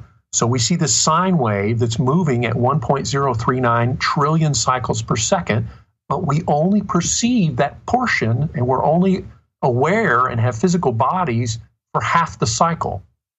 So in our terms, at 1.039 terahertz, that frequency literally does not exist because it doesn't have a complete cycle. It never has a complete cycle in our terms. So the only way we can access it is through harmonics. So if, for those listeners that have a degree in math or engineering or physics, they're going to be very familiar with that sine wave, and it will make sense that this fundamental frequency, if you tried to find it on a signal analyzer, if you zoomed all the way into the highest possible resolution, what you would see is a gap that would suddenly appear. And this isn't possible because it's a pure tone. There wouldn't be a gap on a signal analyzer except in theory, because it doesn't exist in our terms. It's a frequency that literally does not exist. But the first harmonic for that frequency, when we synchronize a vehicle to that frequency, we step into fifth dimensional space, and there are a lot of amazing things that can happen when we do that. We can travel through time. One of the things that Colonel Corso mentioned, and has been mentioned by a number of books, is that the intelligence agencies refer to the beings that were recovered in the Roswell vehicle, they call them P-24s. Why do they call them that? Because they were not aliens. They were not from another planet. They were future humans. They were from a probable timeline that exists 24,000 years in our future. One timeline. And so they referred to them as P-24s. They are also have met, apparently, and there are a number of books that discuss this, where insiders and whistleblowers have come forward and said, yes, we've had discussions with P-45s, P-52s, all of these people being from our future. Some of them are here to help us. I briefly mentioned that because it emphasizes the point that the vehicle was actually used for time travel, not space travel, although it is capable of space travel as well. So what happens for these guys when they step into that fifth dimensional space, at that point, the amount of electrical charge that is put on the vehicle determines where you end up, okay? Now, when we're doing long-distance travel, there's two things involved. One is what engineers and physicists will call the right-hand rule. And if you hold up your right hand and curl it into a fist and point your thumb out, this is the direction that a vector takes when, how can I explain this? It's the curl of an electric vector. So if I am stirring a group of electrons in a right-handed motion that are floating, and this is just an analogy. If I've got a bunch of electrons that I'm stirring in a pool of water, there will be created a vector force in the thumbs-up direction. Now, why that applies to our spaceship is because that tells us the direction that the ship is going to go in our terms, okay? So while you're straddling these two universes in fifth dimensional space, you're in a stasis or a suspended animation, and you want to point the vehicle in the correct direction, and you want to give it a precise electrical charge. Now, I didn't touch upon this prior, but I'll touch upon it now. So what can we say about the nature of long-distance travel and time travel? Is that one, time and distance are illusions, okay? That's what we're realizing by understanding that our universe blinks on and off. Both time and distance are fundamentally illusions because our universe blinks on, and then when it blinks off, everything collapses to a single point, okay? One point. Everything exists in a single point for a fraction of a second. So could that explain the Big Bang? Is that like the first blink, or is that just us being able to randomly zoom in on one blink, or? That happens more than 1 trillion times every second. We return to a single point. Time. All the time. This happens all the time. There is no beginning and there is no end. In those terms, what I'm saying, there was no such thing as a Big Bang. Yeah, it's gone. There's no such thing that there is, as religions have stated for thousands of years, there is no beginning and there is no end. They couldn't explain it mathematically. Here's the mathematical explanation. Our universe literally blinks on and off 1 trillion times a second. There is no beginning and there is no end. So this ties in well with the electric universe theory, I'd imagine? It does, because that single point is what Seth describes as the electrical universe. And all consciousness, all memories, all matter is represented in this single point as a vibration or a frequency. Everything. That almost sounds like the, what was the cloud they used to talk about? Or the Akashic Records. Yeah. Everything in those terms, those would be ideas. And those ideas would be expressed as a frequency or a memory contained within this single point. And everything that has happened in any period of time, future and past, any probability, any parallel universe, any physical dimension is contained within that single point. If you can get your arms around that's truly a staggering amount. Yeah, it's completely different ways to look at the universe, right? Completely different. Like instead of a beginning and an end and an expansion, which they're saying is not happening, it's basically always there. It's almost, I guess, I don't know if it would be infinite or not, and the light, the thing is blinking off constantly and creating. Yeah, I don't know. Can you get into how we know that it's blinking? Like, is that to do with electrons themselves, or how do we know that the universe is blinking at that speed? Well, there's ways that we can test it, but the physical evidence, there's several pieces of physical evidence, such as the infrared laser that was used on the World Trade Center. That's one physical example. Colonel Philip Corso's experience and reverse engineering of that vehicle, indicating that it was powered by blinking, it had something to do with blinking. That's another physical example. The third physical example is the Hutchison effect. When you combine radio frequencies with light X-rays, that combination randomly produces in an environment. It hits resonant frequencies that are those harmonics, and then you get things like levitation or rapid aging occur. And the distinction, it would be a whole nother level of discussion to go into the distinctions between when do you get rapid aging and when do you get molecular time travel. But it's an interesting discussion. For those readers that are interested, you can find several of my free ebooks on ourlighthouse.com, and I go into some of those details. Yeah, that's fascinating. So what was it about the electron then that you're talking about, or can we still, I'm still curious as to how the universe is blinking. Like, is it? Yeah, I don't know. I'm still stumped at that part of it. Okay, it is difficult to get your arms around it, but it explains and brings together so many gaps in our understanding of physics and quantum mechanics. It just puts all of the pieces of the puzzle together. It's like they suddenly all fit together. It explains how we have not been able to unify the four fundamental forces of gravity, electromagnetism, the strong force, and the weak force. And in my technical paper, where I have discussed mathematical solution unifying the four fundamental forces in nature, in that paper I describe how those four forces are digital versions of a single analog force. So the electrical universe is analog, and it just the simple math that describes it is called analog QAM, or quadrature amplitude modulation, which is the same math that is used to describe AM radio. It's that simple. Digital QAM, or digital quadrature amplitude modulation, is what can be used to describe the four fundamental forces.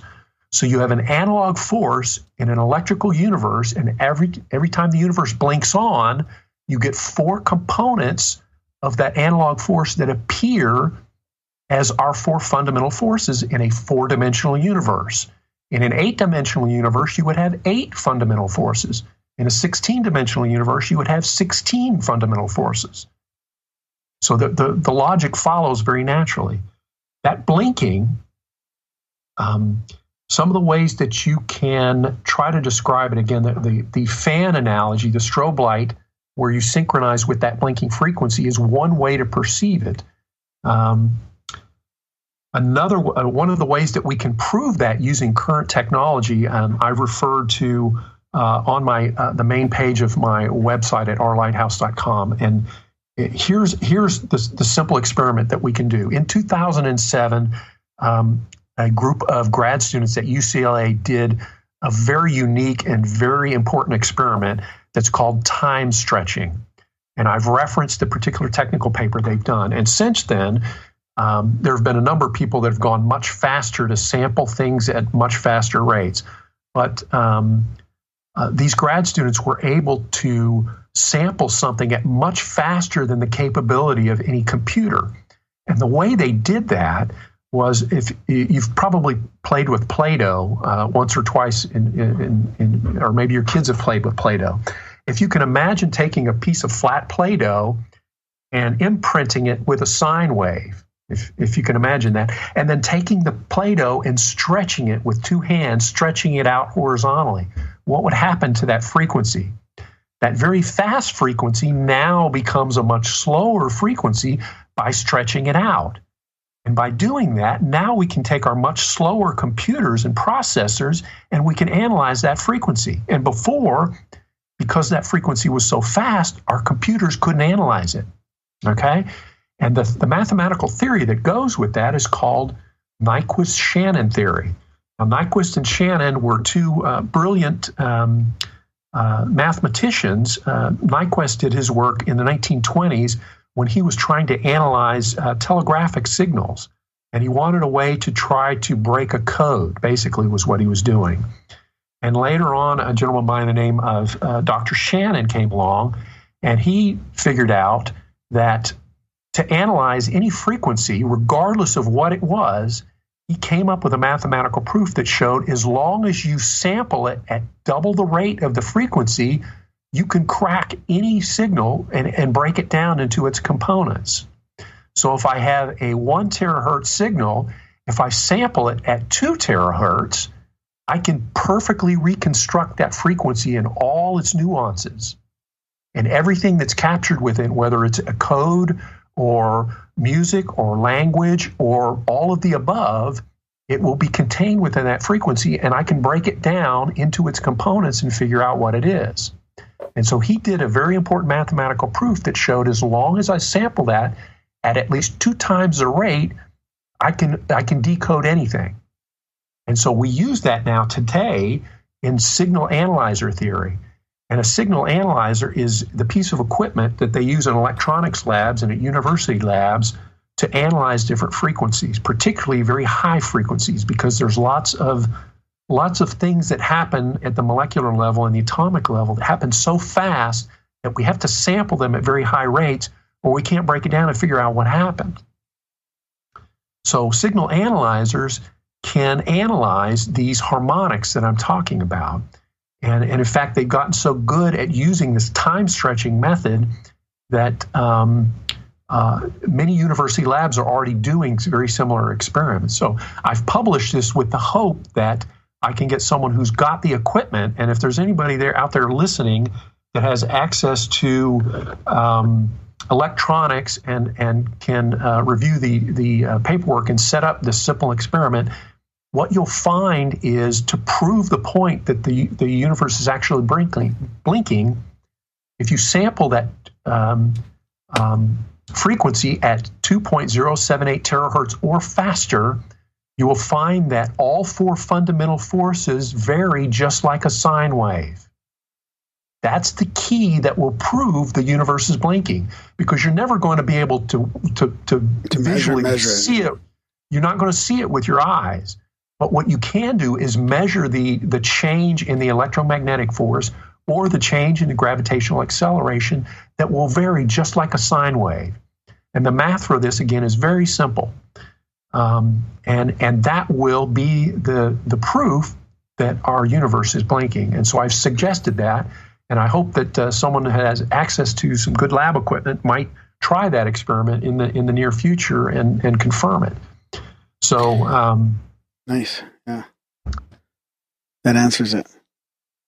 I that was maybe a long-winded answer for. No, that's good. How is there room? How is matter created, or does matter exist in the with this model, or is it mass or matter? Matter. That's a good question, and it shows that you're thinking about it, because these are some of the same questions that I had when I first tried to get my arms around this idea. Matter and energy.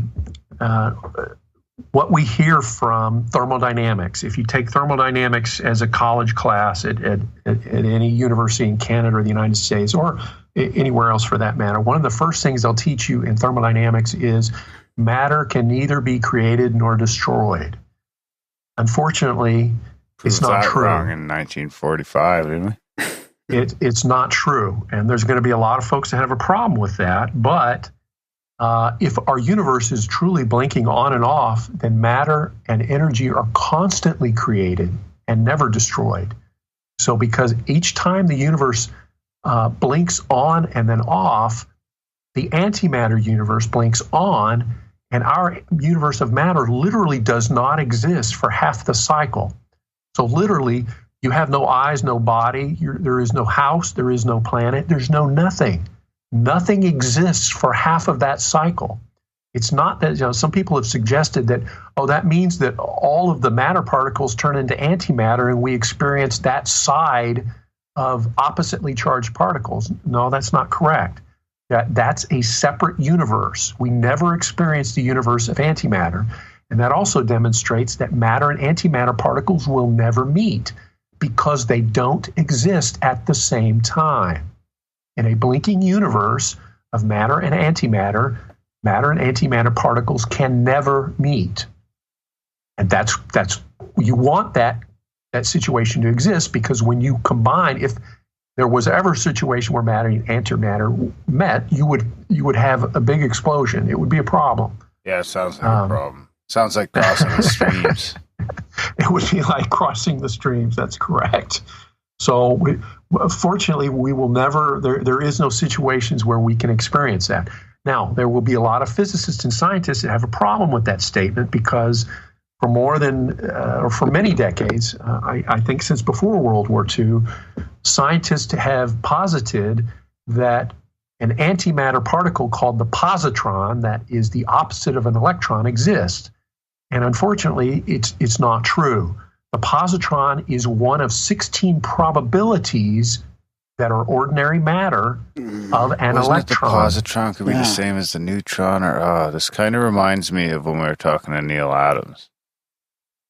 It's an interesting discussion, but it kind of requires a little bit of background in particle physics. And if there are some folks with a little bit of background, I encourage you to read two of my ebooks that are free. One is called The New Standard Model for Elementary Particles, and the other one is called The First Periodic Table for Elementary Particles. And I go into a greater detail and explain how digital QAM, or 1024 QAM, literally describes the elementary particles that make up our universe. It is simple math. It is so elegantly and beautifully simple, it will overwhelm any physics major that's been studying Yang-Mills theory for many years. The math is so simple that even a child can understand it. It's basically a mathematical pattern. It requires no addition or subtraction, no multiplication or division. It is simply a mathematical pattern. And interestingly, it's the same math that we use to send a Wi-Fi signal or a cable TV signal. It's the same math. So does that mean that consciousness could be somehow being picked up like a Wi-Fi?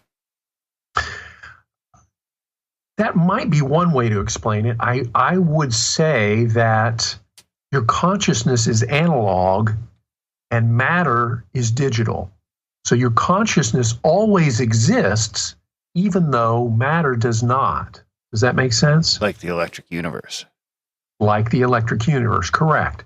So your consciousness always exists within the electrical universe as a frequency and expresses itself as a frequency. And every thought that you express is expressed in the electrical universe as a frequency and permanently stored there. It is never lost. It never disappears. It doesn't lose anything. It is an infinite amount of storage within that single point. Infinite. It is literally infinite. And they charge you $2.99 a month. And if you want additional storage, there's an additional storage fee. Perfect. So have you looked into any of, has your research lined up with you looking into any of the growing Earth theory or the growing planets or anything like that? I have not delved into that. That is an excellent question, and I would like to look into that at some point. It kind of reminds me of if you're checking out the back catalog, check out, it was 160 something with Neil Adams.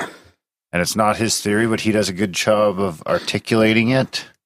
And it's interesting because he talks about pair production and pair production going on with, and for some reason, I thought he had the same take on positrons, but I could be mistaken. So I wanted to talk about that. So positrons, you're saying that is really just one of the various types of electrons, like a possibility of one of the 16 types of electrons?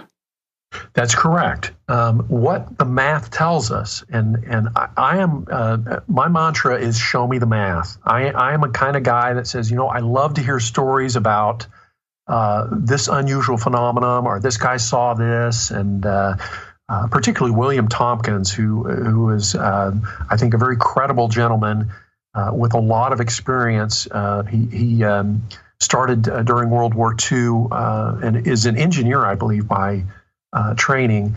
But he's got a number of videos out, and he described some of the things that he's seen with his top secret clearance that I think are truly amazing.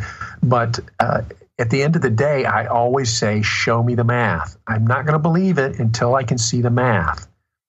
And so when I came across this 1024 QAM field and understood that it described all of the elementary particles in a form of a periodic table, similar to the periodic table for chemical elements, all of them are lined up and related perfectly in a math table. So there's 1,024 elementary particles, and I know physicists are going to have a problem with that. No, we've only discovered 17.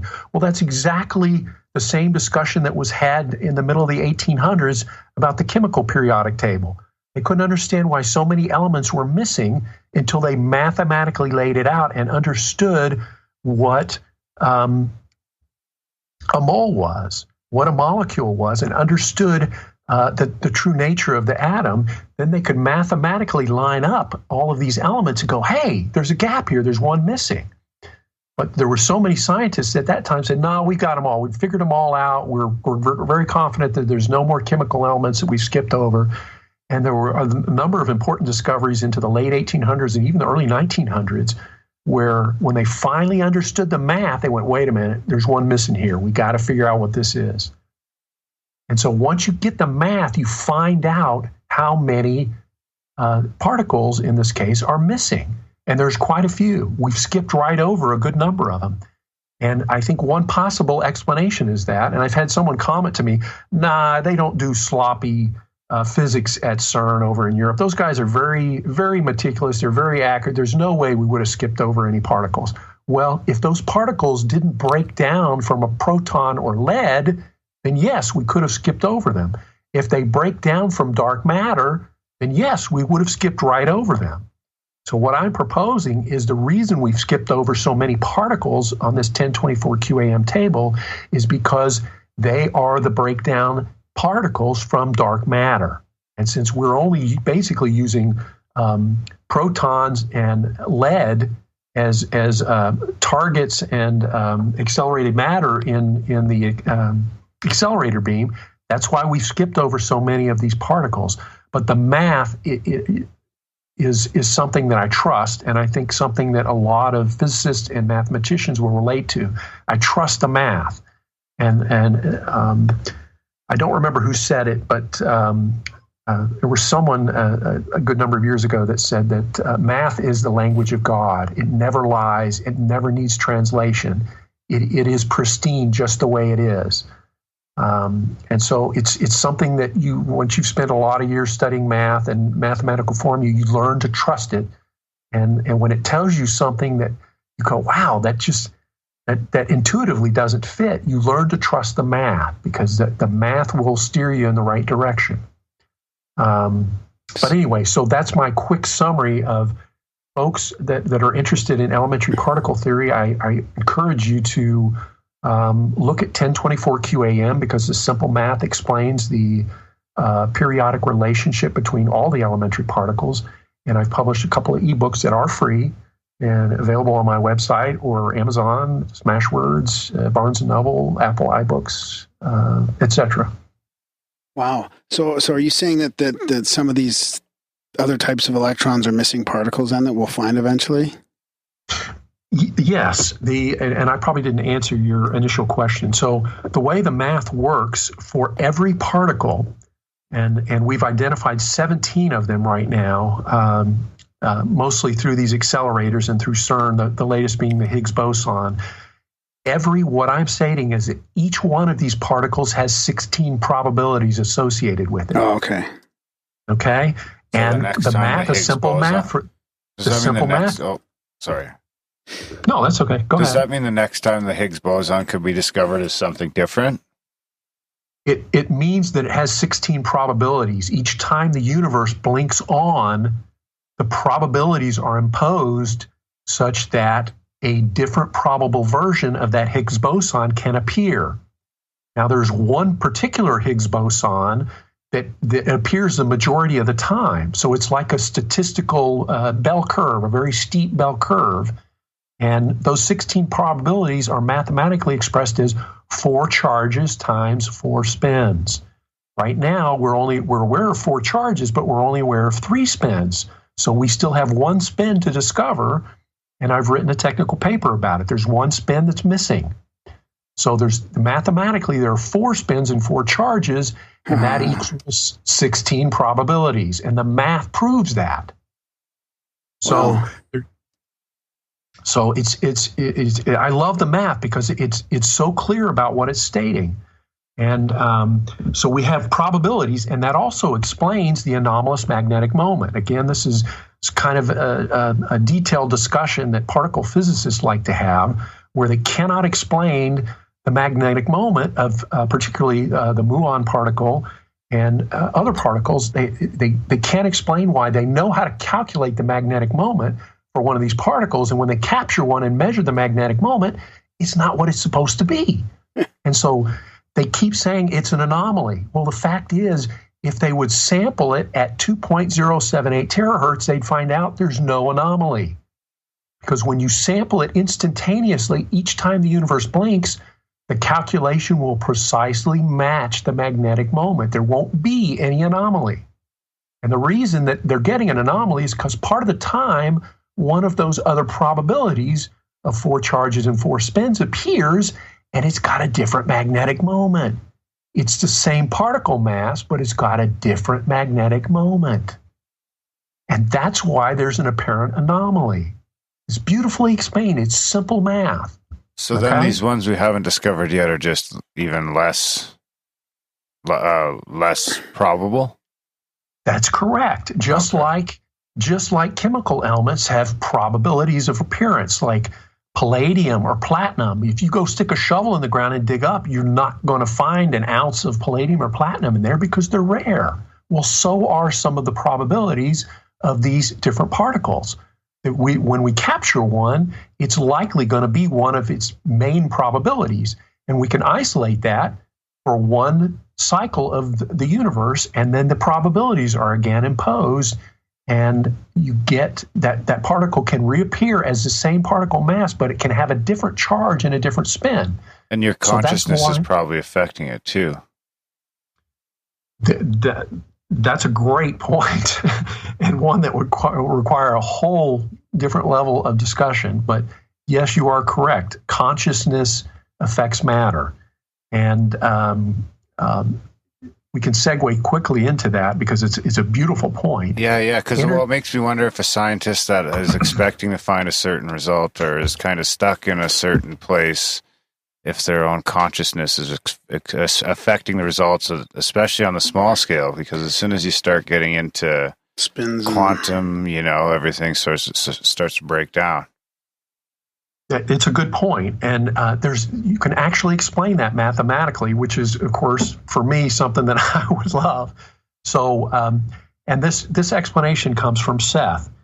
Energy and consciousness and matter are one.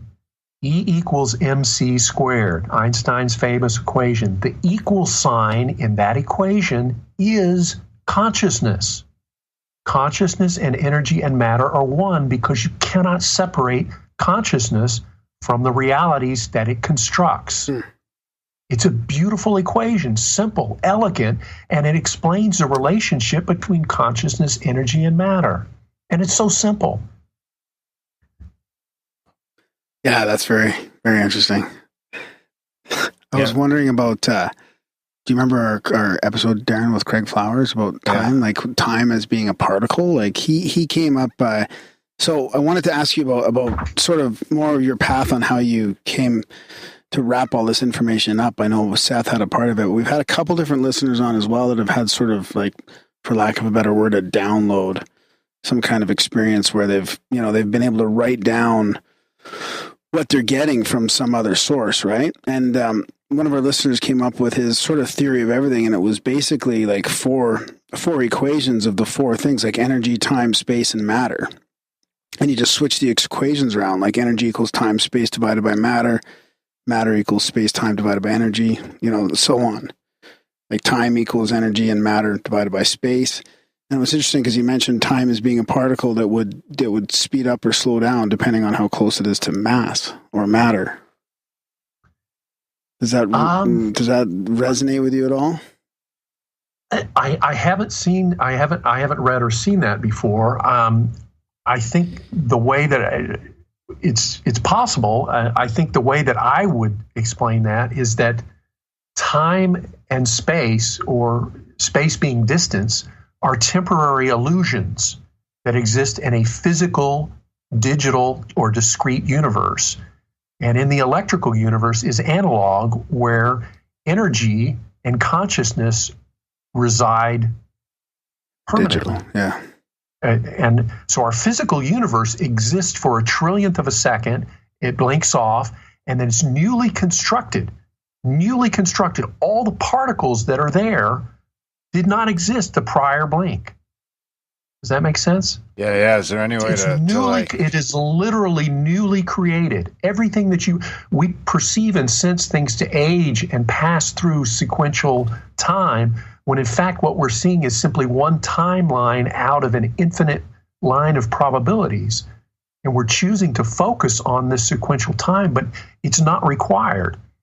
And in fact, when lots of folks that like to meditate and have experienced or explained altered states of consciousness, and they claim, some of them claim that they can experience multiple timelines simultaneously. Well, that might be explained as experiencing a more natural state, or a dream state that is more natural than experiencing a single timeline in a physically constructed reality. Yeah, with your ego running the show. With ego sort of keeping a rigid grip on allowing only one reality to pass through to your conscious awareness. Yeah. And that's certainly one way to explain it. So yeah. I'm not familiar with this gentleman's work, but I think I would probably explain it a little differently. Yeah. So then are these like, is there a chance that these persuasion people and these life hackers and these people that are, or somehow affirmations and stuff? Yeah, exactly. Is there some way that can be tied into this universe being reconstructed, a couple trillion times a second? It certainly could. It's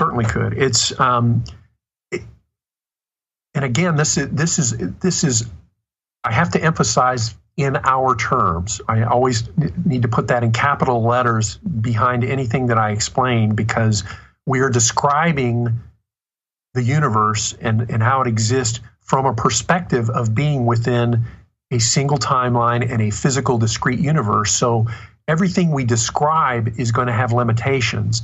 But if we if we express things from the subconscious mind or from the electrical universe, those limitations and boundaries disappear because all of time is simultaneous.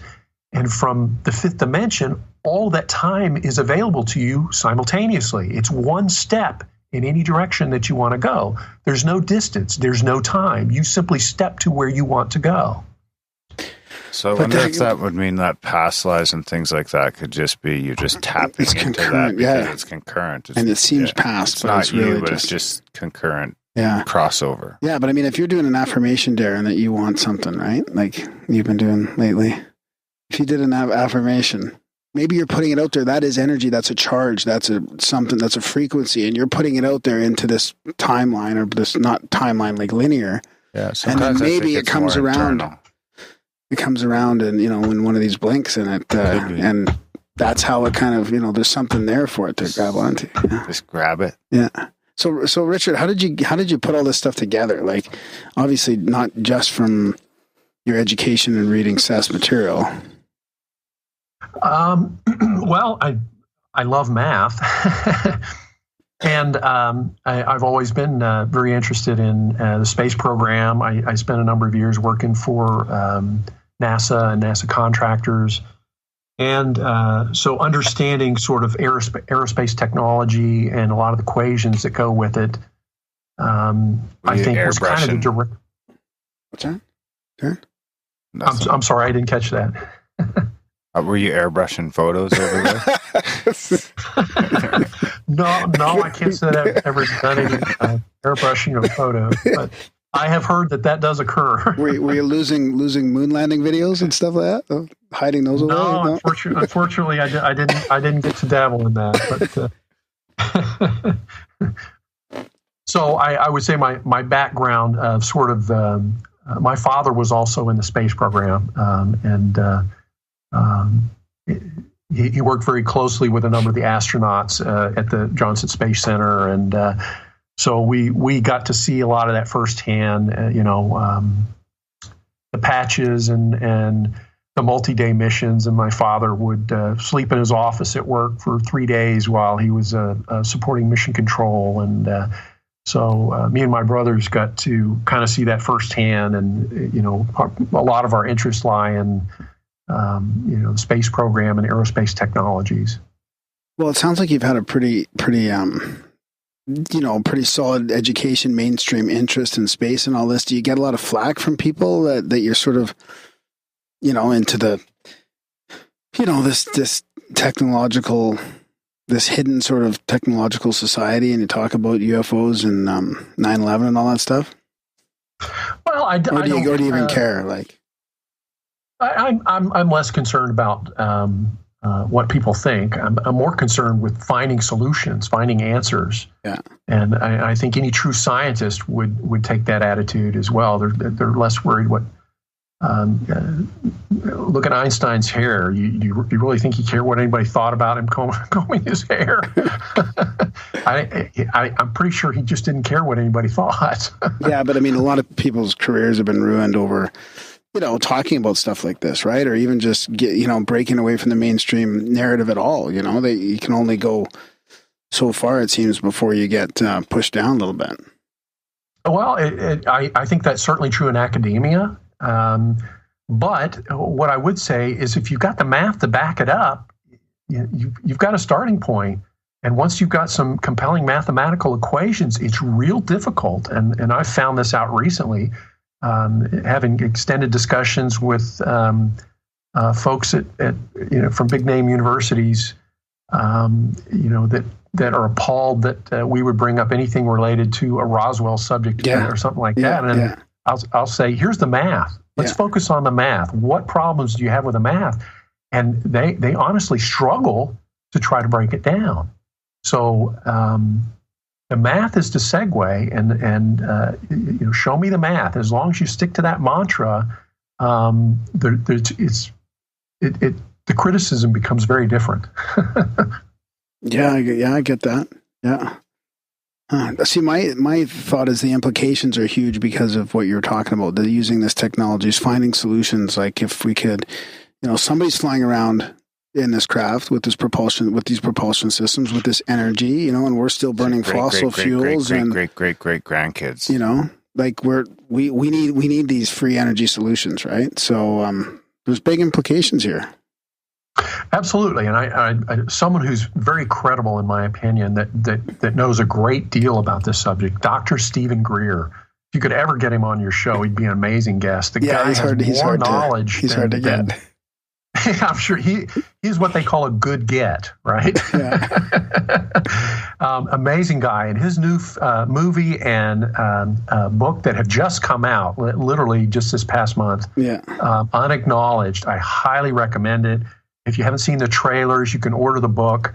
I probably sound like a commercial for the guy, but he has invested so much of his adult career into disclosure. And getting some of these technologies out, and he's built such a compelling case. It goes way beyond anything that I could say here. If you're a newbie to the subject, I strongly recommend just start with Dr. Stephen Greer. He's got lots of YouTube videos. His movie that's free is called Sirius. And Unacknowledged, too, is the new one.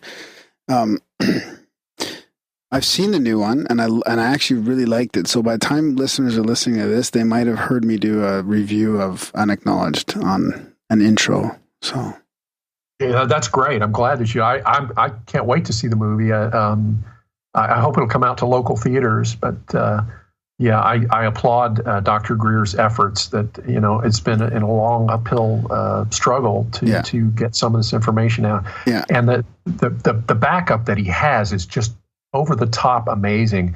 600 eyewitness accounts of people with top secret clearances, advanced degrees, all the academic credentials that you could ever hope for. These guys have got the background and the history to credibly state what the claims that they're making. So I applaud his efforts. Yeah. And the good thing is, for once, it's not just this little underground film. Like, you go into iTunes now, and under new releases, it's right there. So I think it seems like it's going to get a lot more mainstream attention, hopefully. Yes, absolutely. I'll look for your review as well. I'd like to hear what you say about it. Yeah, it was good. I was surprised. Grimerica has mixed reviews. We have a slight Greer controversy going on and off on the show sometimes. For 4 years running. Yeah. Yeah. There's nothing wrong with a healthy discussion. That's right. I always encourage that. Yeah, that's right. I always go down to name calling. That's my problem. So I guess that's just your primary focus right now? Is that just like shouting from the rooftops to anyone that'll listen, is trying to get this out there? I would say that's my main message. That's a good point. My main message is an important scientific discovery. Our universe literally blinks off and on at 1.039 terahertz. And the implications of this are staggering. It will affect all of science. It will affect our religious beliefs. It will affect the way we view our present lives. And the technologies that it will bring on board are stunning to a degree that we haven't even considered. This will make physical time travel a reality and not just a discussion for science fiction.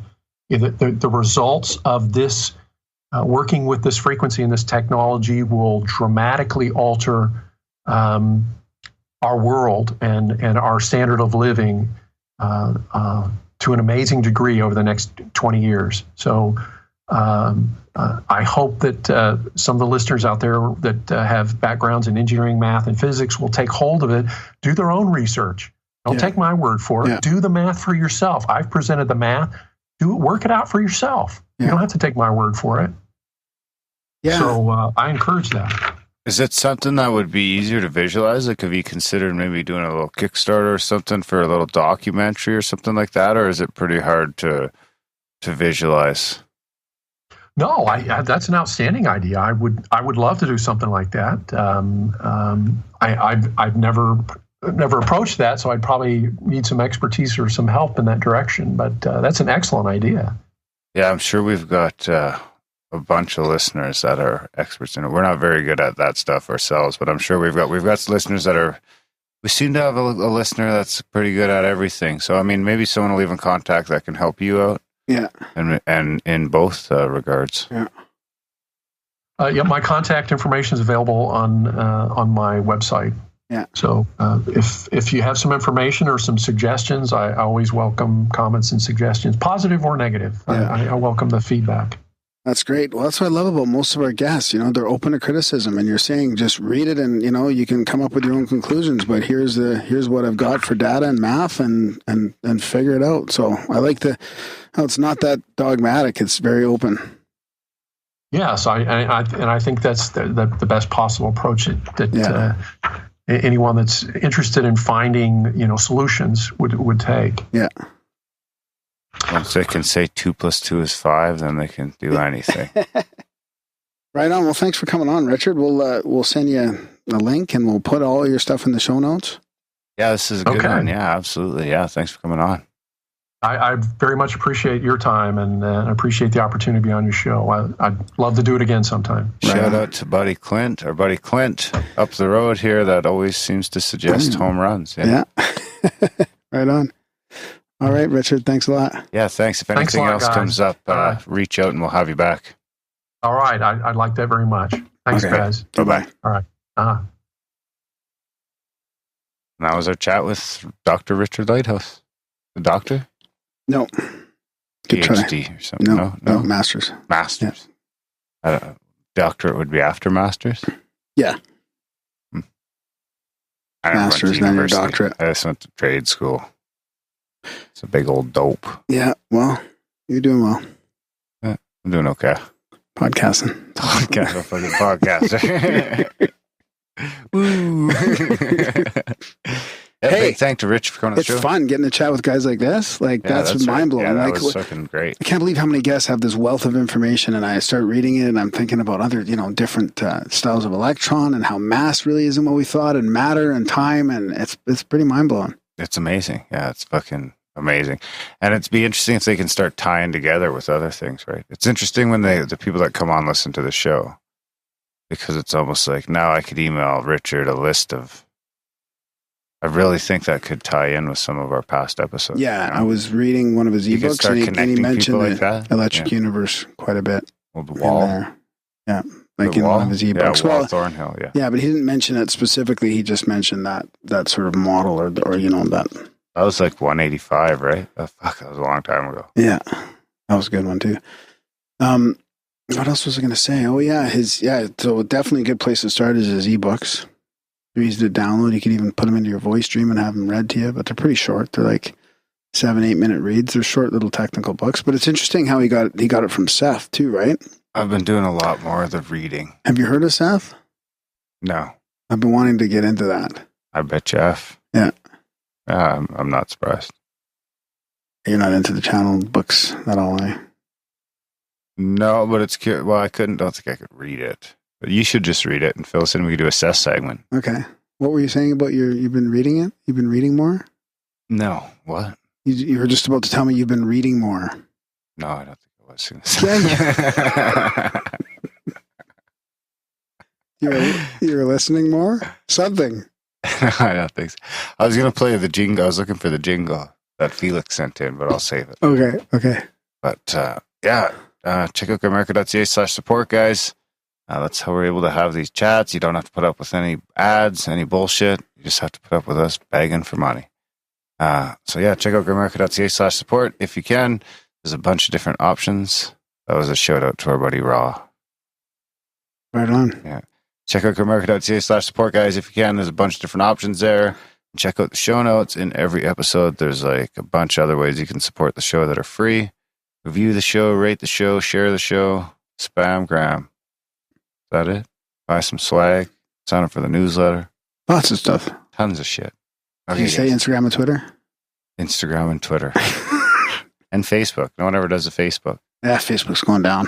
Think so? Yeah. I think I'm going to, yeah.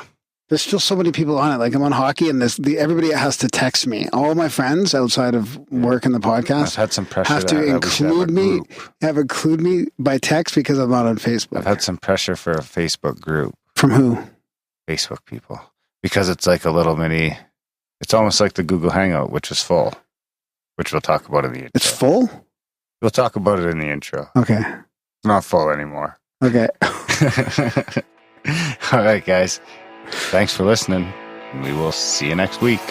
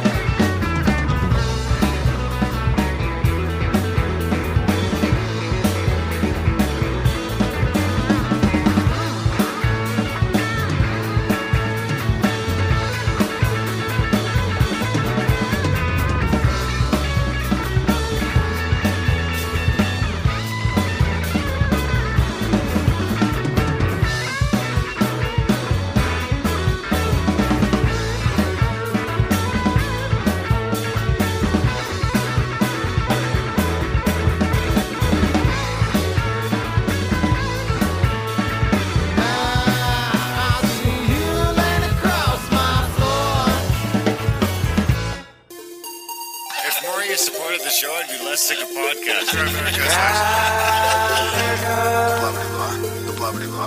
Sending out good vibes.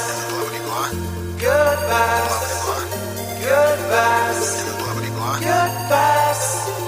Good vibes. Underneath breaths of deep gratitude and prayers for guidance and protection, and put on a didgeridoo and shamanic drumming track, shivers or vibrations and stuff like that. Underneath breaths of deep gratitude and prayers for guidance and protection, and put on a didgeridoo and shamanic drumming track, shivers or vibrations and stuff like that. Underneath breaths of deep gratitude and prayers for guidance and protection, and put on a didgeridoo and shamanic drumming track, shivers or vibrations and stuff like that. If more of you supported the show, I'd be less sick of podcasts. Grimerica /support.